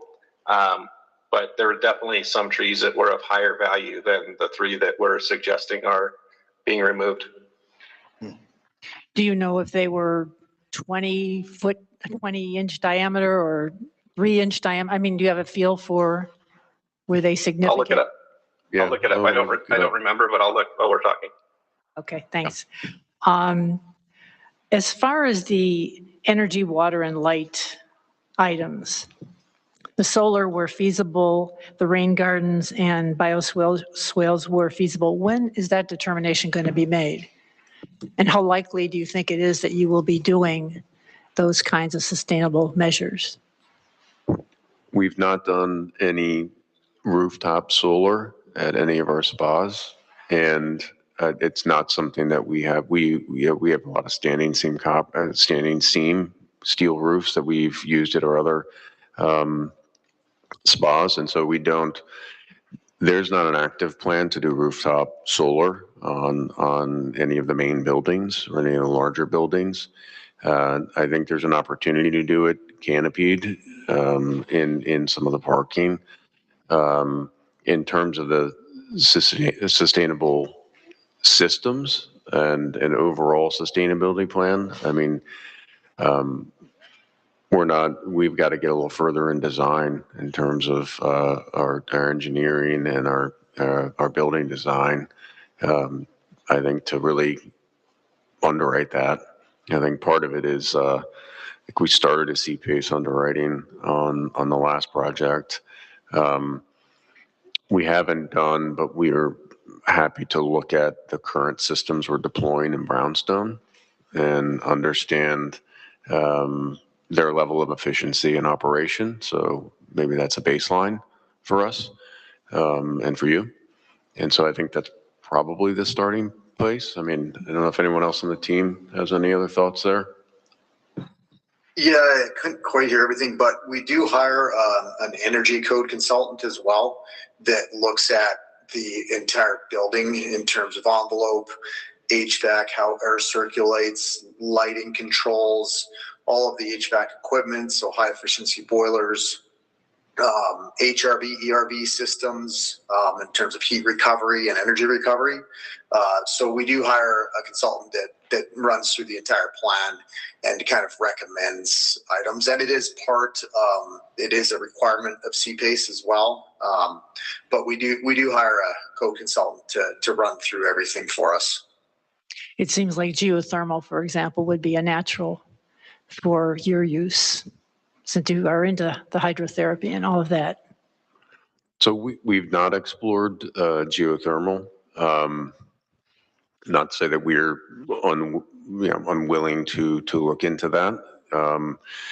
I've looked at it in my career on other projects, and so we have some familiarity with it. My neighbor across the street kept me awake for quite some time when they installed theirs. I'm kidding, but yeah, it's a little loud when they bang it in. So yeah, never considered it for, look, it's our first one in Connecticut, and it's built on a giant piece of brownstone. We spent $6 million in blasting dynamite to get infrastructure in there. And so it's kind of site condition specific to some degree. If it's something that is efficient and economically, it's an underwriting that makes sense, frankly, and not an investment that is going to just not have a recovery and a return time frame. I mean, we're not selling these; we're building them for our portfolio. We build from our balance sheet, and so we're okay with exploring those. We just haven't done it yet, and we knew that was something that your team had, and yeah, we got that input, and so we're going to look into it. Good. I urge you to do that. All right, let's see what else I've got.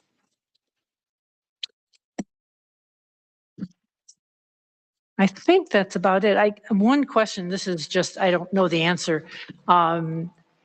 You mentioned under infrastructure and utilities that you don't expect the proposed development to place a greater demand on utilities. So there won't be a greater demand water-wise, since you have hydrotherapy uses, you won't be using more water than Wolters Kluwer may have?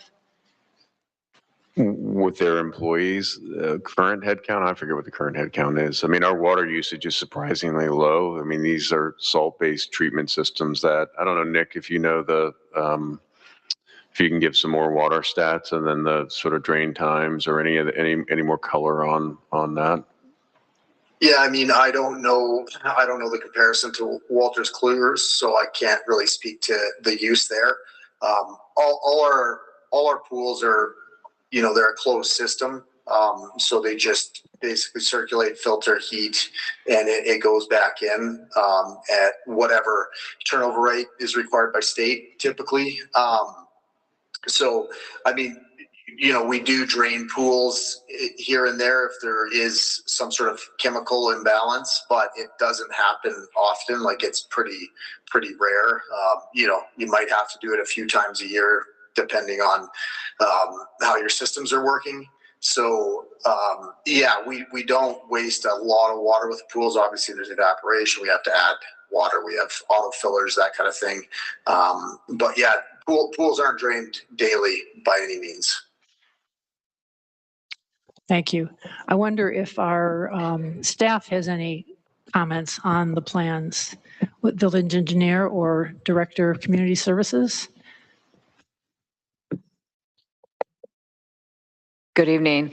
We have had extensive discussion with their site engineer, and we've worked out all the major concerns, obviously looking at if detention is required, any type of volume control.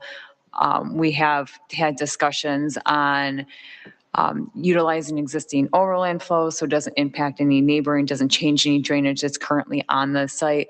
Obviously, with having that central pod, a lot of it's level, how they're going to drain it. They're going to use the rain gardens, bioswales within there because it's relatively flat. So obviously it's hard to get water to pitch and drain to where it needs to go. So utilizing those type of apparatuses allow the water to drain down into the naturalized areas and then out of the area. So we've kind of worked through everything now with their engineer, and we're good with what they're kind of proposing conceptually, and we're moving into final design. Okay, and then just to add maybe two comments. We worked with the design team back and forth several times with regard to this group of buildings that's at the elevated walkway. At one point in time, there was going to be an in-ground pool at that point. The design team has changed that to an outdoor shower, which will have dechlorinated water. Because the concern was having any kind of splash effect into the wetlands. So the design team has been extremely responsive throughout this entire project. And then another comment that might help to some point, we do have the information on the trees. I just can't read the scale of the drawing here. So I can't respond to that when we get a chance, because we do have in the packet, we have an entire list of all the trees that were surveyed, and there are a couple of trees there that were noted to be needed to be removed. So we can get back to the commission on that. But the other piece, there was concern about the in and out on this property. I think one thing of note is that the presentation had indicated that at a maximum peak, there would be about 400 people on site. That's less than half of what Walters Kluwer's heyday staff was. They were, I believe, at 820, give or take. So the amount of people that are on site and in this facility, even with the hotel in place, is going to be less than what was seen on the heyday of Walters Kluwer when they were fully staffed. And that's all I've got at the moment. Any other? Yes. This is coming off of your comments, and I'm way over my skis on this one, but I believe ComEd has a solar option for receiving electricity. I just got something in my own mailbox related to that basically, at least is the pitch, which is I'm not believing yet, suggests that I can save money if I dedicate our house to be receiving electricity through a solar farm somewhere in the area. And I don't have to do anything. Have you had any experience with that? And that, because I was thinking that might appease some of these concerns that, and so I'm just curious as to what your knowledge is on that. Yeah, I mean, typically that's, it's a utility-driven option, I believe, if you're buying renewables as opposed to standard electricity. And I don't have direct experience commercially doing that, but if it's an available option, I mean, we can look into that. So, It's called your delivery is what you're talking It's about. a community solar project. That's what we got. I got that too. It's about community solar, buying into community solar projects. You might just, buying into community solar projects, you so you might get check with- tax credits or something? well, you get a credit on your bill. I don't know how it would work for. It's a delivery. It's on your delivery. So when you go through it, there's a part that's called delivery, and that's the part that you save the money on, if that's what you're referring to. Yeah. And then we do have the information on the trees. Would you like us to give you that Yeah, real that quick? would be good. I can give you that. There's 3 trees, as we've mentioned. There's tree number 1230. It's a Canadian serviceberry, 2-inch diameter breast height. And it conflicts with a sidewalk in the current design.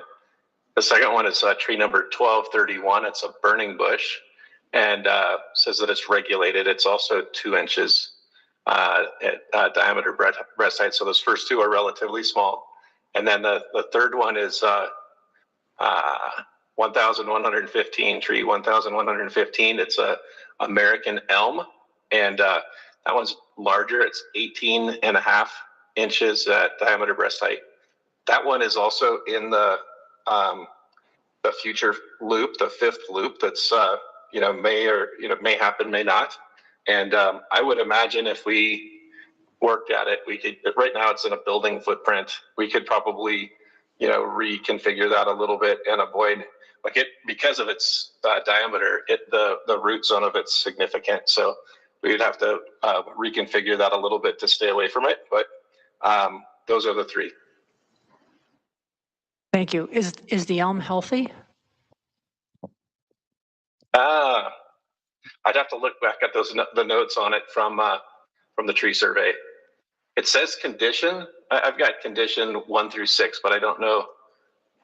1 is excellent, and it is rated excellent. American elm the condition is 1, and that is excellent condition. So that's, I would say yes. Yeah, I think you might want to take a look at how to preserve that if possible. That's pretty big. Okay. And then the other note that which Gary mentioned, that is the expansion loop. So that initial construction would not take that out, but I get it. Yeah, you don't want it in the path of when and if we add that expansion loop, that would be affected. So yeah, we're happy to take a look at that. That's what Gary's great at. So Yeah, that'd be great. Thank you. Anything else from commissioners or staff? I thought the packet of material that you guys prepared was very responsible and very thorough. Appreciate that. It was thank you. Everything was there. So great job with that. Yeah, thank you very much. Thank you. Does anybody in the public want to ask questions of our guests? Please step up, identify yourself. Julie Vararo. Just a couple of things. My best friend's in Canada. She absolutely loves Nordic Spa. So I just wanted to tell you that if the spa's coming in, Nordic Spa is a good spa. So at least she says that because she's all about her spas. And then I just wanted to say the bird thing is an issue in Riverwoods because we are part of the Greenway in Chicagoland, which means it is the dark sky zone for the birds' migration pathways. So those windows will get hit by lots of birds because we are in the black belt for the bird migration pathway. And then in terms of mosquitoes, it would be really great if you guys put bat houses all around it so the bats can eat the mosquitoes. Thank you for that color on the bird migration. It's a new one, but it's really cool that we're in that migration path. I can tell you that the last thing we want is someone in a massage room which has a window and a view, just relaxing and feeling like they've been attacked and bombed, And outside of that, we love birds, I'll give you a little anecdotal story. My daughter, who's 27 loves crows. I live in DC, and there's crows everywhere, and she feeds them like nuts. And they're one of the most intelligent birds. They follow her to work. Like, she's always texting me, Dad, they followed me to work. And I'm like, it seems like a good thing. But so at any rate, yeah, we will take that very seriously, and we'll start looking into that now. Mr. Friend, please step up. Hello, everybody. Hello. Hi. Okay, I am, my name is Bob Friend, and I am going to be your perhaps closest neighbor. Oh, excellent. Okay, so I represent, I live on Meredith, which is like Chianti and then Meredith, but it's kind of a vacant big area because the village owns it. And I represent the homeowners on Meredith and the one homeowner today, anyway, on Chianti. Okay. And so they asked me to come in and ask some questions. So just, first of all, I want you to know that, like other people here, you know, we are not adverse to you guys coming in. It sounds like a really good fit both ways.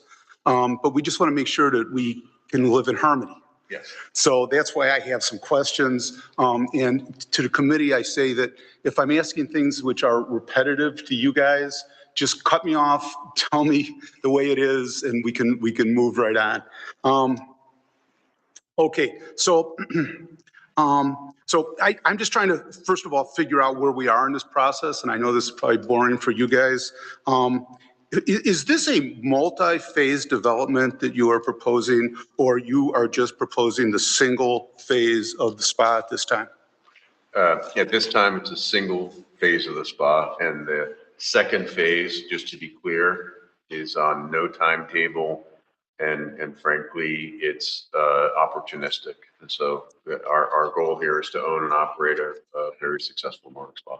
Okay, so just to be clear, the single phase is for the spa, excluding the hotel, the restaurant, and the employee lodging, correct? There's no employee lodging in the plan. I mean, there's lodging. Yeah, sorry. There's so phase one includes the Nordic spa, and that includes a bistro, which is a restaurant. That's all contained in the first phase. The second phase would be a hotel. That's it. So I read someplace in the materials, and it might be outdated now, where it said hotel, restaurant, and employee lodging. No, yeah, can I just jump in? This is I'm here. Okay. And you might want to turn your microphone up at this point so everyone can hear you. There we go. So the text amendment was designed to anticipate a lot of possible uses of the destination spa. At the time we drafted it, we said maybe there would be an employee on site, especially if they had a hotel in phase two. It may not be necessary. By the time the Board of Trustees looks at the text amendment, they may delete that possibility. All that they've really proposed is the Nordic spa with the main building and the bistro building and all the little sauna buildings as the main development, and potentially as phase two, a hotel. And no restaurant? No, the restaurant, bistro is a restaurant. The bistro is the restaurant? But it's, it only serves the people. Thank you for clearing that up. It only serves the people who are guests of the spa. Thank you for clarifying. Thank you so much. Okay, and I assume Pomeroy submitted what you call the preliminary development plan? So this is what we're considering tonight, is what this material that they've submitted constitutes the preliminary development plan. You asked where we are in the process. If the Plan Commission recommends approval of this, it will go to the Board of Trustees, and that probably will be in the second meeting of September of the Board of Trustees. And the Board of Trustees would then have the ability to adopt an ordinance granting a special use, which would say that this use for the site, based on the preliminary plan, is approved. And then part of the requirement in the text amendment that they would be bound by, which is part of our village code, would say that before they can come in and actually build a thing, they have to submit finalized drawings. These are at a concept design stage. They have to submit final drawings and goes through a whole separate technical review process by staff and consultants before they could get a permit, to show that they're maintaining consistency with what they're showing the Plan Commission tonight. Thank you for explaining that. So the pre-app, I saw something about a pre-application conference. Has that already occurred? Yes. And was the preliminary development plan approved, or is that what you're contemplating? That's what's before the Plan Thank Commission you. tonight. Thank you. And so with that, has there been a formal application already? Yes. Thank you. And that included but that did not include the final development plan from what you're saying? So under the text amendment, the plan that we have now is called preliminary because it's based on concept drawings. The use that's approved by the board is based on the concept drawings, and then they have to come back with final drawings that have to substantially be, can't deviate from the preliminary development plan. Basically, the difference is these are drawings that show the intent. The final plans will be careful architectural drawings with dimensions, but they won't change the site plan, what you're looking at. They won't deviate from the basic use of the buildings, what they're for, their height, the bulk. Those are just the detailed drawings that are to come. What they're planning on really doing? Yeah. And then what is this final geometric site plan? Is that like 3D? Those are dimension. That's a fancy word for dimension plans. Okay. Good. Got it.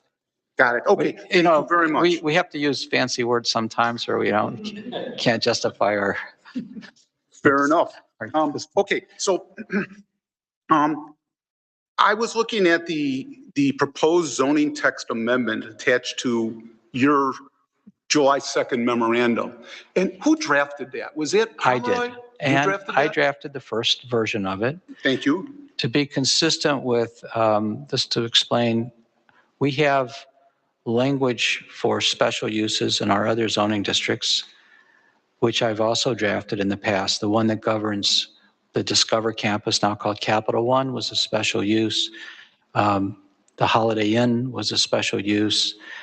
Almost all of our commercial developments are drafted as special uses. So village staff wanted to take control of the process and wanted to have language that reflected our experience, the kind of application requirements that we wanted to have. So then it's a collaborative process. We propose language, the applicant responds with things that concern them or things that they think don't quite match with their program. And we ended up with a draft that was presented to the Plan Commission. Since that time, the Plan Commission had further changes at the last hearing, and those changes are now reflected in the draft before the Plan Commission tonight. And there could be further changes because the Board of Trustees, as I just said, the Board of Trustees may look at the text amendment and say, there are a couple of things here we don't actually need anymore. Let's change it a little bit before we adopt it. Thank you. Now, I saw some language in there. There was a qualifier. It said, orientated toward the needs of guests of the destination spa hotel rather than area residents. Was that something that you included, or was that something that Pomeroy included? What we proposed in our initial draft, because we wanted all the facilities to primarily serve only spa guests rather than to be open to the public.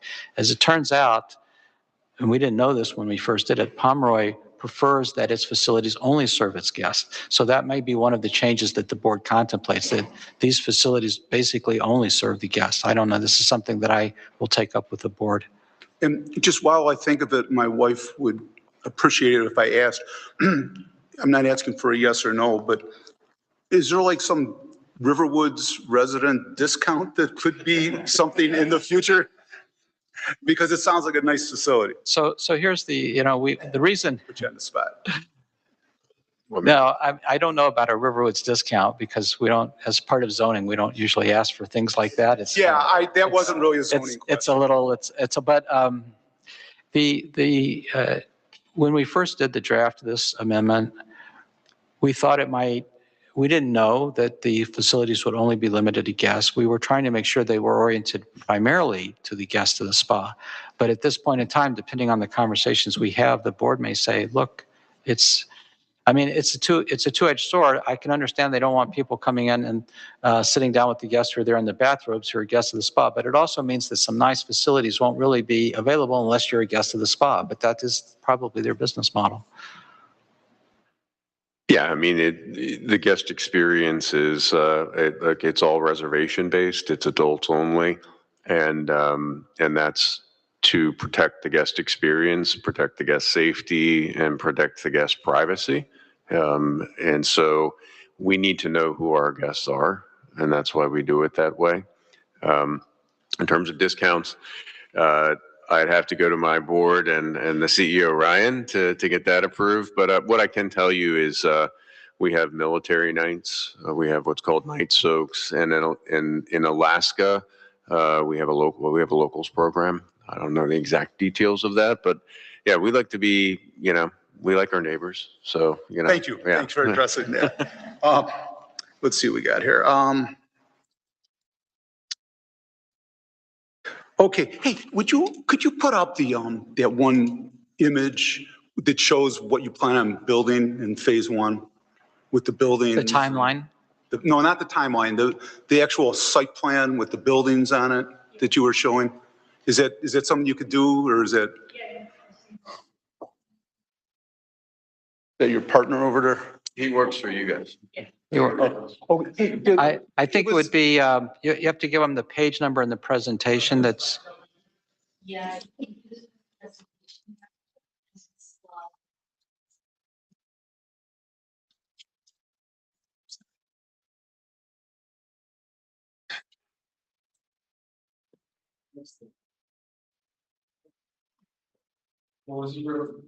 I'm looking for like the site plan when you're looking down on it. Yep. We're gonna do exactly Right, that one there, right? one back, please. Yeah, the bigger, the larger scale, the broader scale. There we go. Thank you so much. Okay, so. Oh, perfect. So you see like there's like 4 orange buildings there. Like I don't know if that, right. To me, that color looks like orange. Right. Yeah. Yes. I mean, they're. So what are those buildings? Can you?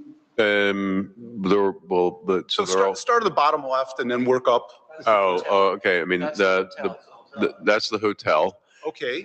Yeah. That's where the hotel would be if you built it? Is that what? Yes, like that's phase 2, that hotel, the biggest building. Yes. That looks like an E Yes. facing the other way. That is the hotel. And that would be a future phase 2 TBD.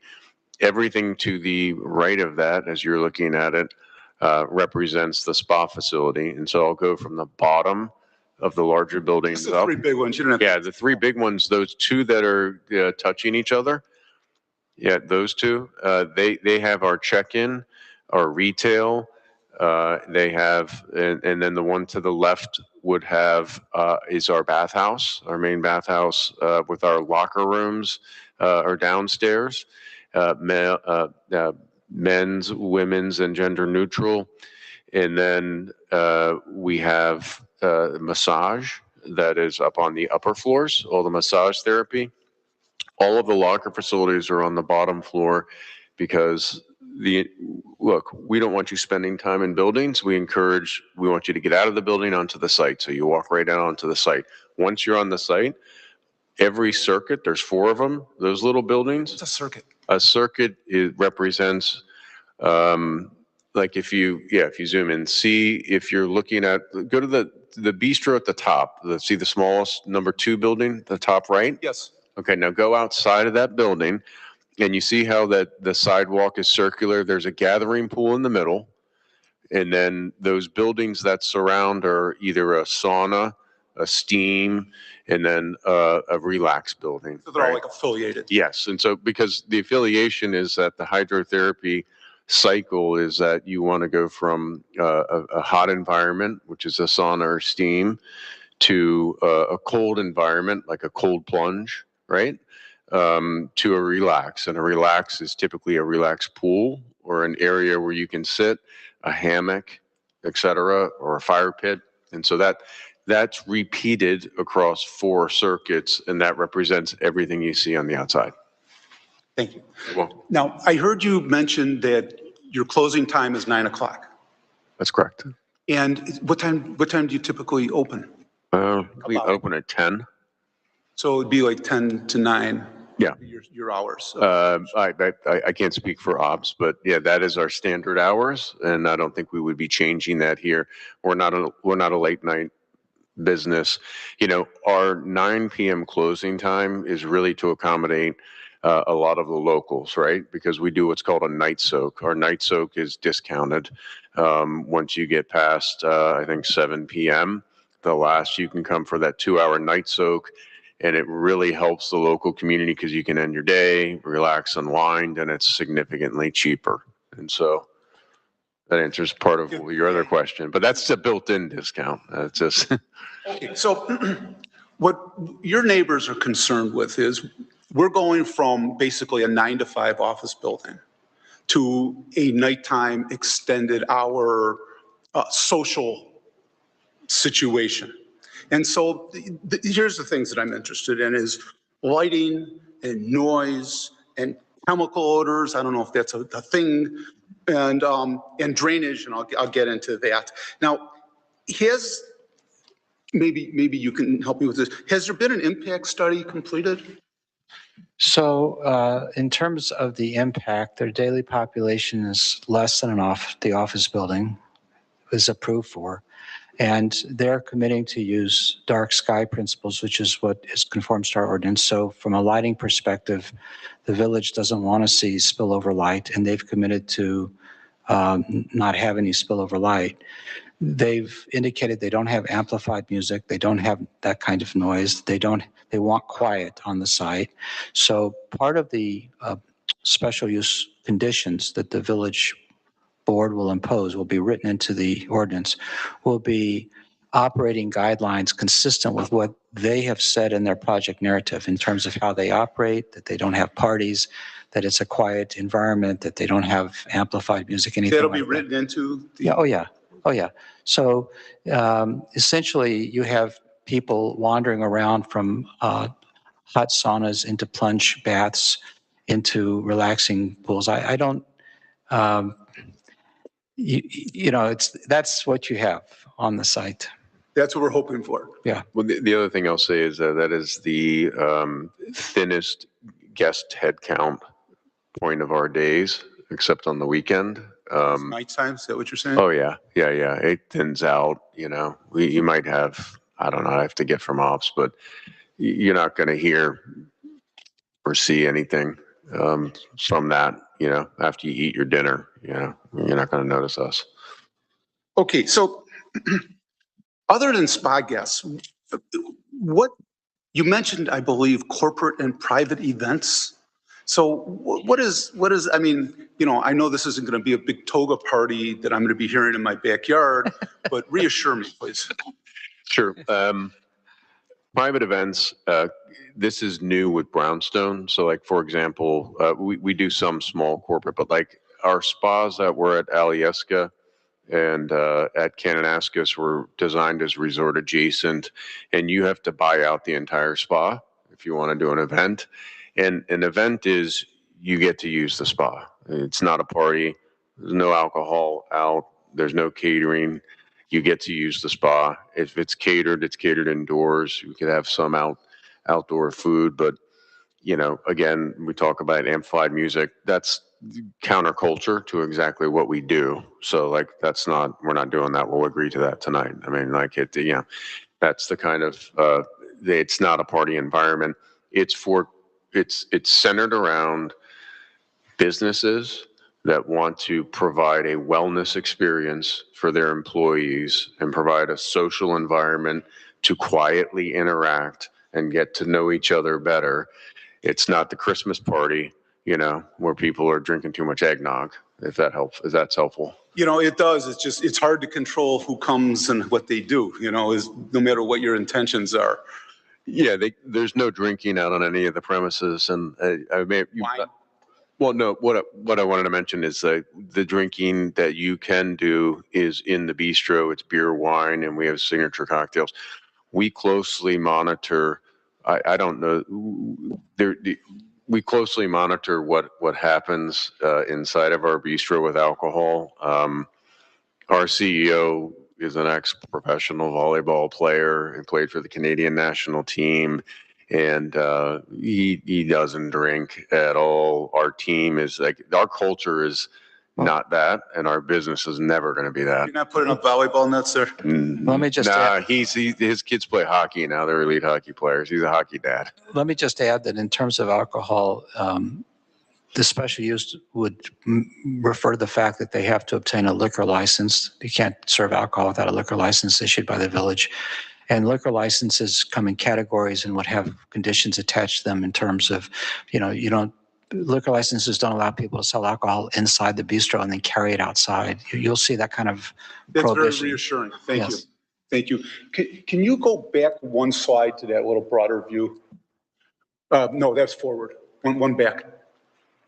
Thank you. Thank you so much. Okay, so you see on the left that I believe it's a driveway that goes to the north, and then it has the turnaround at the end. You see what I'm referring to? Yeah, where the old retreat, where the little lodge was. Yeah, it was, yep, we're not using that at all. That's being put into the woodland reserve and dedicated to a conservation easement. So That's what I wanted to just clarify. So you are not going to be using that driveway and that loop in any way, shape, or form, is that correct? I mean, it's not going to be used no, there's nothing, we have no plans to build anything back there. Will people walk back there to enjoy the woods? Maybe. I mean, that would be probably a natural thing to do, but it's not even really connected to our spa ground. So no, like there is no active plan, nothing in the narrative that contemplates any active use of that back area, the roads and any of that. So the reason I ask is, of course, that's closest to your neighbors, okay? So I had a little trouble hearing you because I have a little trouble hearing anyway. Earlier, you didn't say that there's going to be a gas fireplace or any kind of fire pit out by that turnaround, or did you? You mean where the road goes up to the top? Yeah, that north section. No. No, there's nothing's going to be back like. That's reassuring. Thank you. What area are you talking? Are you talking about this? Yeah, that's what he's talking about. Yes, exactly. Up there? Yeah, there's nobody's going to be up there. That'll probably be gated and closed off, that entire area. So like nothing's happening up there. Thank you. Where did you say there were going to be any type of outdoor fire pits? Yeah, so if you go to the zoomed in version, that area there, that little circle is, that is in our sauna village. That is a very low flame gas fire pit that has, people sitting around that. So that is very controlled. And then on site closer to the buildings, I don't know if we've designated where the fire pits are actually going yet, but there will be a couple fire pits that are closer to the buildings that are. Which buildings, when you say the buildings? What are you referring to generally? Well, the fire pits will be located within the circuits that you see. So I don't know if Gary, we don't even have placement of those right now, Gary, do we? We do. They're little circles. Each of the circuits has one. If you zoomed in a little bit, they're pretty easy to spot. Yeah, so that main circuit, you can see the little loop that's at the bottom of the circuit. There's a fire pit in there. It's got a hatch over the top of it, so it looks masked. Just below number 8, the building. Yeah, it's hard to say. They're within the circuits is Fire basically. pits are within the circuits, and they're just small gathering areas where people can sit around the fire. Those are all controlled environments. We have these at all of our Nordic spas, and all of our Nordic spas operate in sensitive areas, actually closer to where these are. And then in our main lodges, we have them very large fire pits that we operate, which are large kettles made in Canada, hanging kettles. And so, we're very experienced, and we have very deep procedures when it comes to staff operating, maintaining, and observing all of our fire pits. But none of those large ones in Riverwoods? No, there's not going to be any, like we have some gigantic ones, but no, I mean, they're sized to the circuits. So, I mean, as your neighbor, what I am worried about is, 20 people out there laughing and keeping us up at night until your closing time. And I'm just wondering if you anticipate that sort of a situation. No, I mean, we don't tolerate loud noise on the site. It's adult. Counterproductive to what you're trying to do. It's adults only. It's counterproductive. And like the type of guest that we attract is just inherently kind of not, typically that person. Just to give you some perspective, in the staff memo, the director went and put the distances to nearby properties from the Nordic Spa. And the nearest house on Chianti is approximately 900 feet away, 3 football fields. I'm a lot closer than that. I'm on Meredith. No, Meredith is further away than Chianti. I'm saying the nearest house to the property is the Chianti house is like all the way at the end. The nearest Meredith house is 944 feet. And that surprises me because I'm right across, I'm like. Sure. That's the exhibit. Thank you, Council.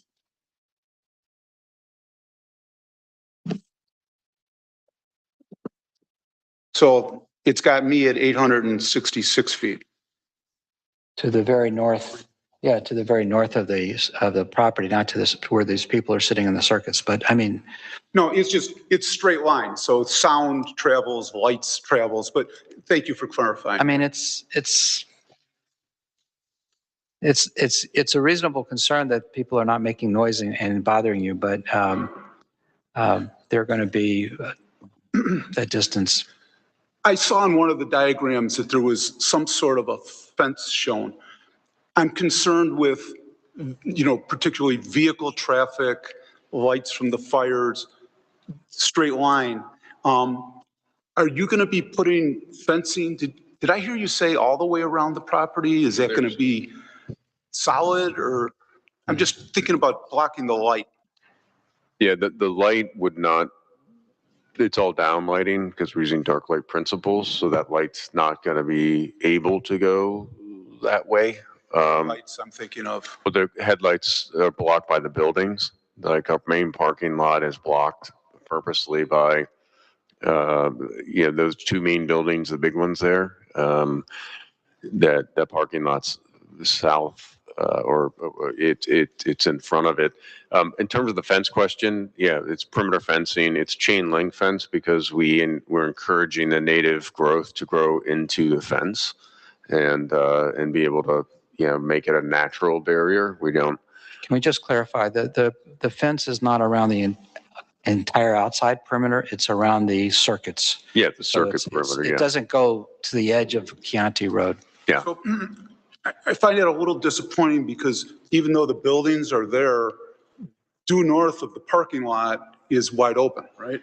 All the way to my house. See the parking lot on bottom right? But that's exactly what Walters Kluwer is at this point.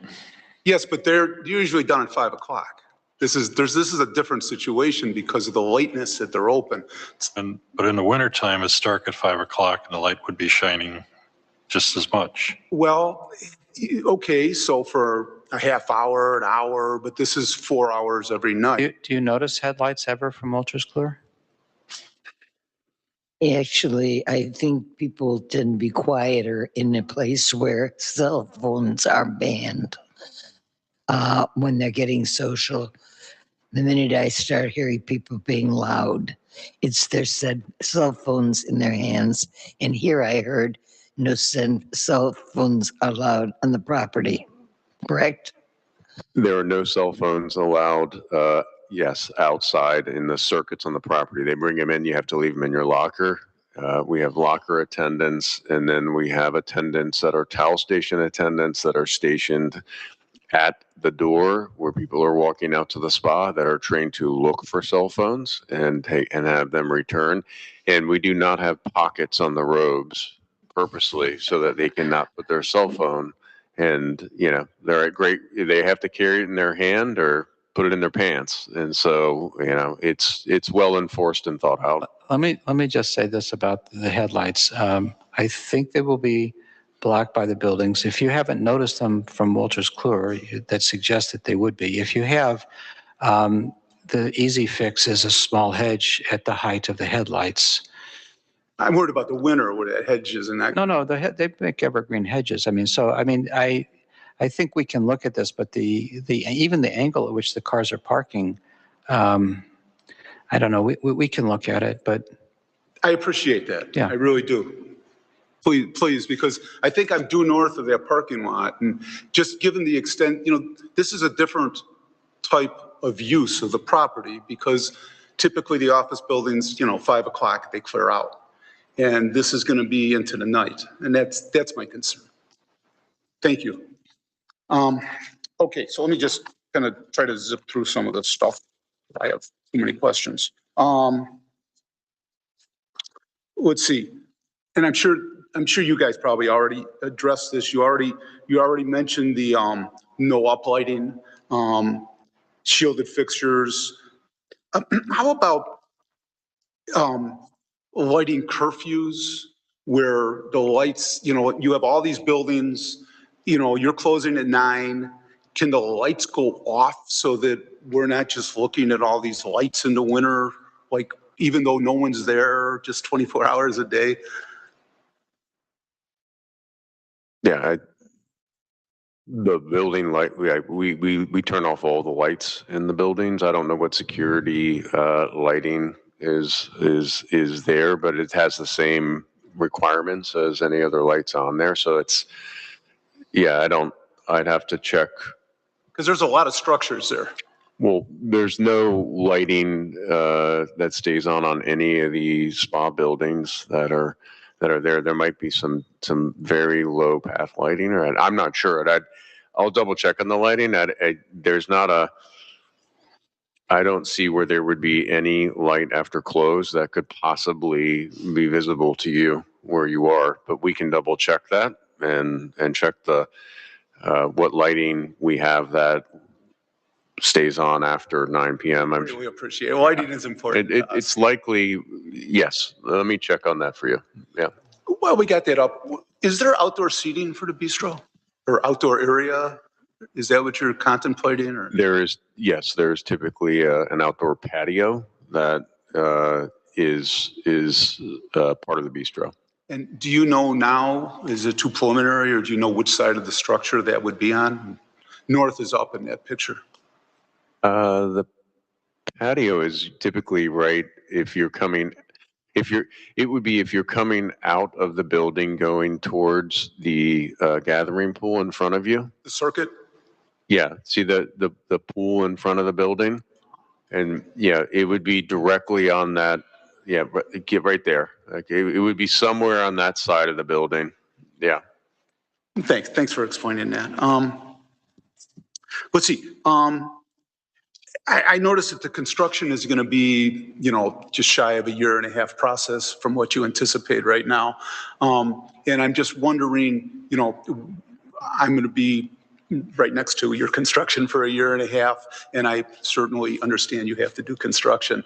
I'm just wondering how we could limit the construction so it's, I know we have some sound ordinances, I imagine, in Riverwoods, which I'm not real familiar with, but I mean, are they going to be able to do construction on Saturdays, on Sundays?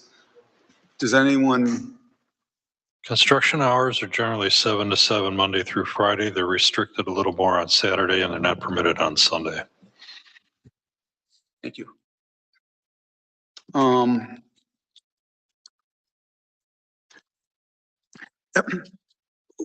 What steps, I mean, you probably want to do this for yourselves, to isolate the mechanical equipment so it's not making, all this, all this stuff is recirculating, you got motors and pumps, right?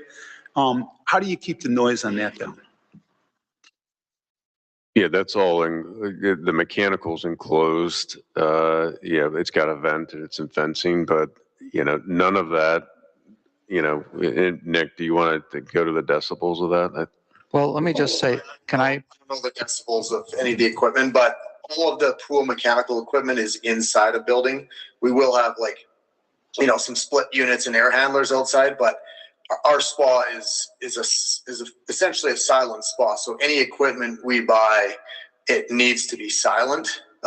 You don't want to be relaxing and you can kind of hear a condenser kicking in or something like that. So yeah, we ensure everything's kind of placed and either there's some soundproofing around it or whatnot. Thank you for explaining. Let's see, I think I heard you say no music out of the outdoor speakers, correct? There's ambient noise. I don't know that we've ever had. But it's ambient. I'm probably gonna butcher the sounds, but kind of like ocean or nature or birds but it's very kind of background. Ambient noise, like noise that would occur naturally in sort of the natural world, right? Like, yeah, I think there's a million different examples if you buy sound machines of like what these are, but yeah, we don't have this stuff. It's on the site only in areas where, and we're usually we have other, like in Brownstone, naturally there's a waterfall that comes with the rain there, but it's a quiet experience, and so the ambient noise is only to create any potential sound dampening between one experience in the circuit that might be a little louder than another. Yeah. So does your landscape architect by chance know, like, I mean, how loud are these birds going to be chirping? I mean, is there a decibel limit for these, or? You say birds? Do you mean like? You said bird noises and other noises, surf, I think you mentioned those as examples. Yeah, I don't think we have, it's an example of an ambient noise. We don't have any bird chirping on our site. Yeah, no. It was an example of ambient just. Go ahead, Nick. The decibels are very low. Like you can have just a normal conversation and you probably wouldn't notice it that much. Like, thanks for explaining that. Yeah, it's a very low sound. We don't add the sound so people can't have conversations or anything like that. It's more just kind of to distract from other guest sounds or doors closing or anything like that. Okay, I appreciate everyone's patience. I just got a couple more topics. The chemicals for this, I mean, when the wind's blowing the wrong way, is this gonna like waft over our neighborhood? Or I think I heard you mentioned salt. Are you using salt water for these? Or could you explain that for me? Yeah, so all the hot and the gathering pools are all salt based. So they have salt generators. So they generate chlorine out of salt essentially. So they're just a lot less harsh. Well, one, they don't smell like a typical chlorinated pool. So it's a lot lighter of a smell. And yeah, I mean, I don't know wind directions or anything like that, but I've been at all of our spas and I've been outside of the spas and I've never noticed a chemical smell ever from them. So I'm not saying you can't, but I've never experienced a smell, and our hotels are right beside all of our spas that we currently have, and there's never been any complaints about anything like that. Okay, I think that's a great answer. Thank you. Last topic on this. So you probably aren't aware, okay, but just to the north of this property is a drainage ditch, okay, and it is this like major drainage ditch, and now it's Capital One, and they use it for all their parking lots, okay, and so you get a torrent of water, and it goes all the way down, and it drops like, I don't know, 30, 40 feet, and goes down to the river, and it's a problem for us one street over because all the drainage from our street goes into that. And somehow, because of the way it's set up, we don't get our street floods when we get a lot of water for days until Capital One is done draining. And so I heard you talk a little bit about not requiring a lot of drainage, but do you anticipate adding to the water being put into Chianti Creek? Let me let our civil Todd answer that. Hi, this is Todd Schaefer. I'm a principal with Hager Engineering. There will be no increase in runoff to that ditch from this development. Okay, great answer. Thank you. Okay, now Last topic is the hotel. And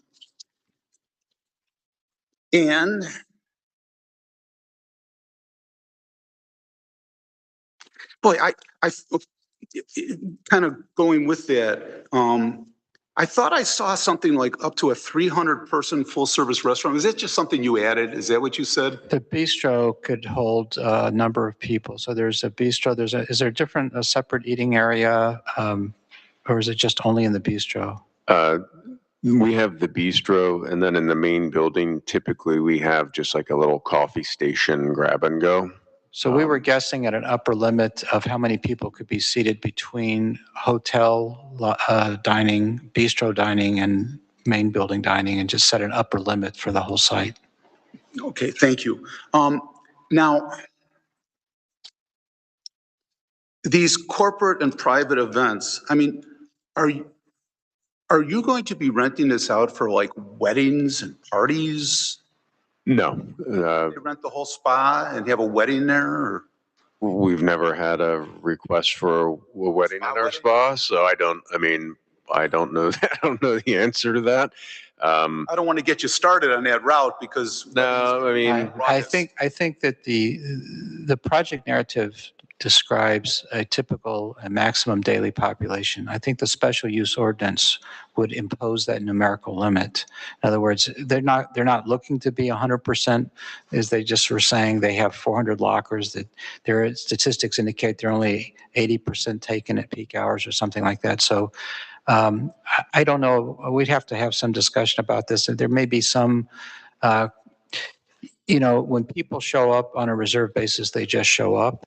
And if 200 people show up, they just show up. If 200 people show up, I don't know what the size of renting out one circuit would be, or reserving one circuit for a corporate group. But I'm assuming you're talking about a group of like 20, 40 people, maybe something like that. I mean, to be fair, we've done complete buyouts at our other spas, but that doesn't change the capacity of the spa. And Okay. typically that's below the capacity of the spa, and it doesn't change any of the operating principles. So like, that's not how, we don't have a highly developed group business plan because we don't have one operational yet. Brownstone's the first social circuit that we can actually close off legitimately and design to not affect the other guest experience. And so If you reserve the spa for a corporate user, the numbers are not going to be higher than for daily guests who are not, right? It would basically just be a group of people who all know each other or work for the same company, as opposed to 200 people who show up unrelated. Yeah, and we're willing to live by that limitation to our capacities in writing with the city. I mean, we're fine with that. So I would think that if you're closing at 9, that would kind of like eliminate these weddings and parties like that. I don't know. I mean, and there's weird weddings out there, but I mean, this would be a really kind of weird wedding. I mean, what we have seen and we're very popular for is, given the wellness nature of the generation that is now in that, I don't even know what marriage age is anymore, but we do see a lot of bridal parties that want to come and have a wellness day. Instead of a crazy bachelorette party, they come and they have a wellness day and then they eat together at the bistro. So it's very popular for that. I don't know that we would even, I'm pretty certain that if Brian Pomeroy were sitting here, our CEO, he'd say, no problem. We're never going to have a wedding because I don't want a wedding at my Nordic spa, right? But I'm not that guy, so I Is that can't. 9 o'clock closing time something that could be in the zoning? Yes. Thank you. Thank you.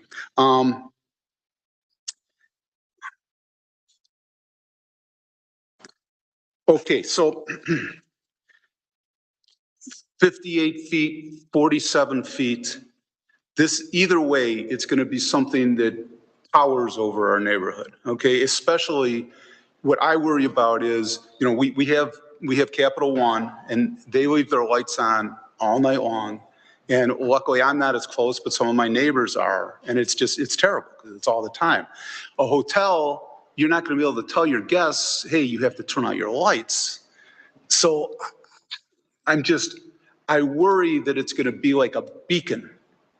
And I'm wondering if there's anything that you can do to keep the pollution from just shining out. Because this is, whatever you're contemplating is going to be, we have a 2-story neighborhood. And you're talking about, it sounds, I'm not good at math, but maybe 4 stories. Maybe, probably. And so no fence is going to block that. And I'm wondering what you could do to keep it from being all night long 365. Yeah, we operate our resorts in very sensitive areas, and I'm sensitive. I know, I can tell. But at Girdwood, Alaska, for example, it's a very small community, extremely sensitive to operating principles of that resort. All I can say is that we'll work with the community when we design it. It's just, right now it's an allocation of land for future use. And so I wouldn't be, all I can say is we'll work with you to best integrate. It's not going to tower over, well, relative to a home, it's taller, right? But There are things that we could look at from the We can staff. cross that bridge when we come to Well, it. with that, we can think of orienting the building a little differently than it's shaped now. Oh, David, did you want to comment? Office building nighttime. Office buildings don't, if they have lights on at night, you keep them on at night. You don't have their blinds. If you're in a hotel at night, you're more likely than not to want to draw your blinds.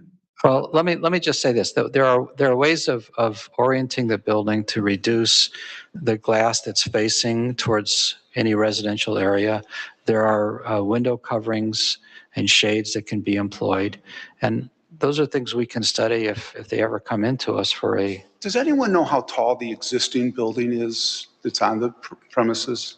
I want to say approximately? It's maybe Walter's I don't Clear? know offhand how tall the Walters Clear building is, but the proposed hotel would be less in height than what the existing hotel in the next lot is. Oh, the Holiday Inn. Well, You're talking, I'm sorry, which lot are you talking about? The Holiday Inn over there? Or? Yes. Yes. Yeah, but that's in a different location. It's still in proximity. I don't know. I've never heard it or seen it or anything. I mean, well, how about this? Well, I'm sure the Plan Commission will note in its consideration to the board to consider the height of the hotel and what should be attached as a condition to any future development. thank you. We'll cross that bridge when we come to it, I guess. Thank you very much. Okay.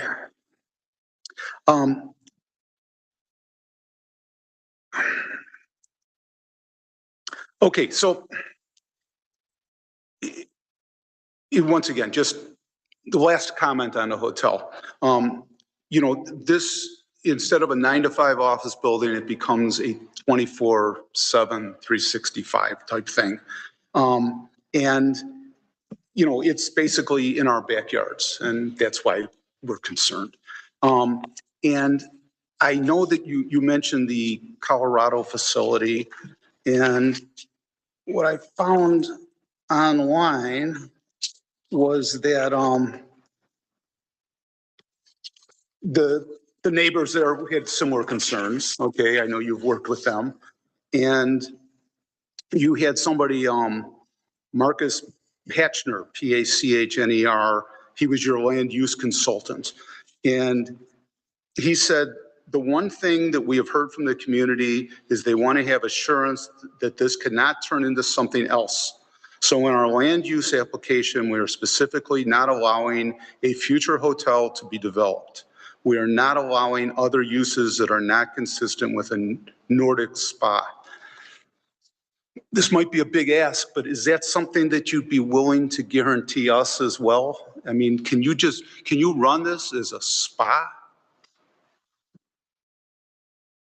Yeah, so we've two different jurisdictions, and all, the context of that not fully carried in that one quote, and the things that we're doing at Arrowhead.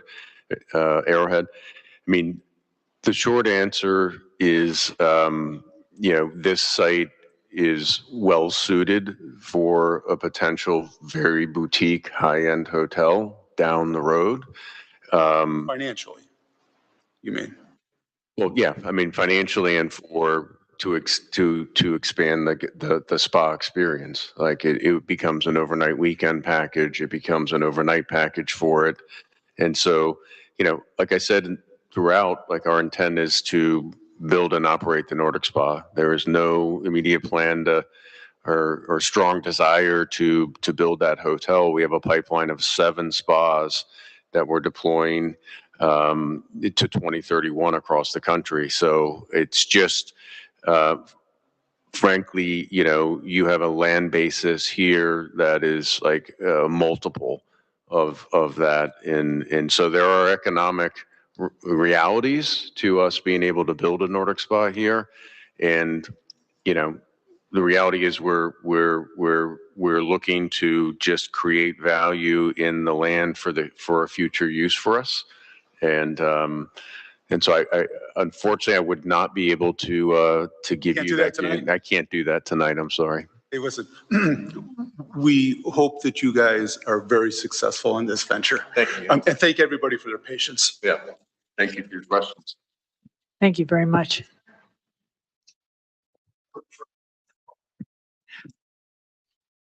Are there any other questions from anybody? Otherwise, I'm going to close the hearing. All right. Do I need a motion? We have a motion to close the public hearing. Yes, I'd like a motion to close. Aye, close. Second. All in favor? Aye. Opposed? All right, the public hearing is now closed. So do we have further discussion or do you want to vote? The question is to whether or not to recommend or not recommend approval of the special use to the Board of Trustees. And if so, whether you have other considerations or suggestions for the board to consider along with your recommendation. So I would like to propose that a recommendation to the village board and recommend the project. I'll second that.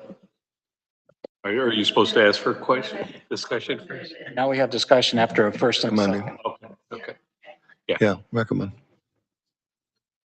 Are there any conditions that somebody wants to add to the proposal?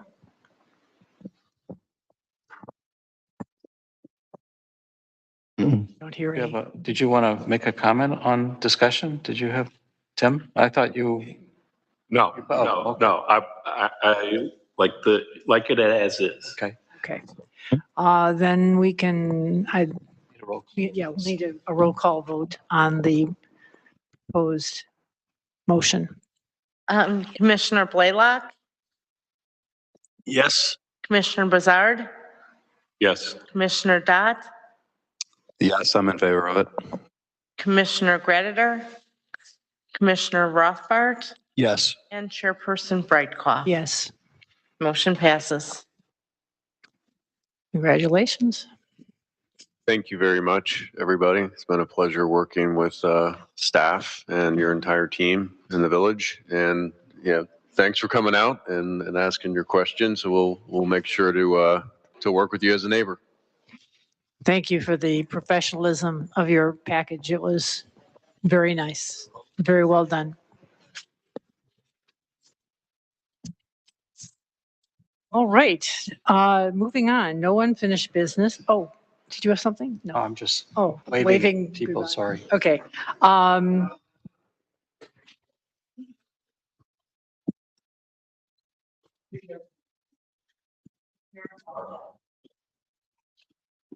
We'll have a quick staff report when our director is ready.